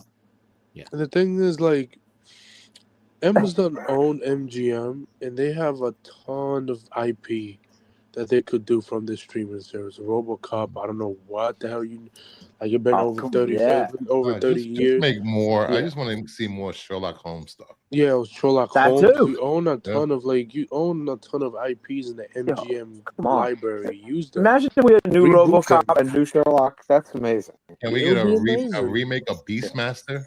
Hey, there you go. Oh yeah. Why don't they do that? Well, maybe with He-Man, that'll be possible. That's the thing about Amazon. Is like you own a studio that you bought. Like use the IPs they got for your streaming service. I understand that Amazon Prime doesn't have a lot of shows. They only have like 10. Like well, let's get back to the mailbag. But their shows are good. And those shows are good. This is the last one for tonight, and then here is CGH's stream that's coming up in a few minutes here. If anyone wants to go support CGH coming back to streaming, there it is. At least go leave a like, say hi. Anthony's already listening to the Sideway Center. I could tell. That is not William. That is not, Oh yeah. Okay. That is not. I didn't. Somebody give me some coffee for that. And Anthony Cheeseman, 6 is Trevelyan. That's Ned Stark. We already saw the story. He's gone. Jack Reacher. Well, they are making a Jack Reacher movie with what's his actor name from The Office? Kelly's passed out. Oh my god. Jim? Kelly, I wish you would be like this during the day. Yeah, during the days so I could work down here. They're making a movie. I wish I could work down here too. Even though the TV show ended like a year and a half ago. All right. So thoughts on Harrison Ford wore a motion capture suit and performed his stunts as Red Hulk for Captain America: Brave New. Really? Ooh, not surprised. He was all in that morning. I needed him landing and thought he can have the stunt guy do it. He's like, no, I'll do it. He did it about a dozen times, and every single I held my breath, and he went all in. This is Dan Cox. Really? Hopefully we see them behind the scenes. I don't know about that. This is fake news, Jacob. I don't believe that. No, it was I saw on Twitter. Listen, hopefully. What? I don't believe this one. He broke his toe. What? Max, you got to write source ? That's what people put rumors. Source. Thank you, Jacob. All right. Oh yeah, and keep in mind that yeah, I love it. Oh man, people made too many tickers and banners that I can't find it. Oh well. Jacob McKenzie is the first member of the month. I'm going to be picking another one for December, and I'll have to make the banner. But go check out The Kingdom tomorrow night. Oh my god! I think Joe is also streaming tomorrow night. Well, are you streaming tomorrow night? You might have been taking a few days off. I'm not sure. Yeah, I don't know if I'm streaming tomorrow night, but I do want people to go check out my one-on-one that I had with my friend Cliff on comics. Yeah, sure. You know, plus one of the you get funniest to do the people job. on Like, what's YouTube. his name, He says the most outrageous things, and I'll put the link in the girl channel, is the chat for everyone. oh my god, I forgot his name, but he did some Wonder Woman covers too. Oh, cool. So nice. Oh yeah. Cal's been a member for 19 months. Thank you, Cal. And I think he'll stay as a member as long as I send him his book. There we go. Yeah. Yeah. Whoa. I want my book. I know. Going all the belt. Anyway, anyway. But Bruce, I'll check that out. What was that again? Cliff on Comics. We were talking a lot of shit. It looked like it. It looked like something I like. We did not plan on wearing red together. It just happened. Oh, okay. I didn't know which gang we was rooting for over there. Anyway. All right. Well, I don't know. Y'all about that city life. You know what I'm saying? Anyway. Max. Yeah. So did you order it yet? I just want to know because I want to read this thing. I want to read this book. I did forget. I'm very forgetful. My family gets Bruce knows. My family's constantly. I do it. The thing is, I try to. You know what it is. You ever have someone in your family that tries to do everything, and everyone's like their go-to person? That's who I am for my family. So I'm running ragged. I'm gonna do auditions for a new partner on Our Hour. No, I'm mad at you if you do say that. Don't pull that shit. No, you're never getting rid of me. You need to take a lesson from. Sorry, you're breaking up. I didn't hear that. You get your shit in like a week. Anyway. Okay. I have some timers. Okay, well, thank you for watching. Thank you, members. I appreciate the support. We'll be back. I'll be streaming a lot this week. When it's the holidays, I do spend time with my family. But, my wife likes to do her own thing with her friends. I like to go online or play video games. She plays a lot of games online with her PC community. We'll be playing Mario Party, spends time together that day, but I'll probably be streaming that night, Okay. So, yes, have a nice... Okay. Yeah, I just want to say that Festivus, Hanukkah, and Kwanzaa are all happening within the same few days this year. So we're all starting together. Okay. Yay. That's right. Well, I will see you soon. Have a good week, everyone. Be safe. Get lots of great stuff. Have lots of great food. And remember your new nerd, yes, your resolutions. And for everyone from everyone from New York, I just want to say to the panel, to the chat, have a Merry Christmas and go fuck yourself. Nah. What? I know that's a New York thing. I know it's a New York. It's a New York thing. It's all love. Oh wow, Cal's calling me out. It's not a thing. All right, fine, Cal. I'll just keep it to myself. Well, I'll tell you what, Mac, Bruce, and everybody. Well, besides Anthony, he likes his weed and cereal. That's cool. I like my beer. Watching other shows. But no, everybody, it's been another year, motherfuckers. We done it. We made it. We're still alive. You know what I'm saying? End of the year yet. It's close. It might as well be, man. We got you know what I'm saying? Like 8-9 days. Come on. I know what you're saying. Yeah. I mean, it's been a crazy year. They ain't been that bad. You know what I mean? They ain't been that bad. Well, we all know the one bad thing that happened, but I mean, other than that, it ain't been that bad. And I just we're still alive. I still want to say before we go, I just looked at the comments from that video, and Zeno slid into the comment section. Oh man! Just say it. Just say it. Yeah. All right, Zeno. No, you're gonna read it. What did Zeno say? You're leaving us on a hook. Zeno.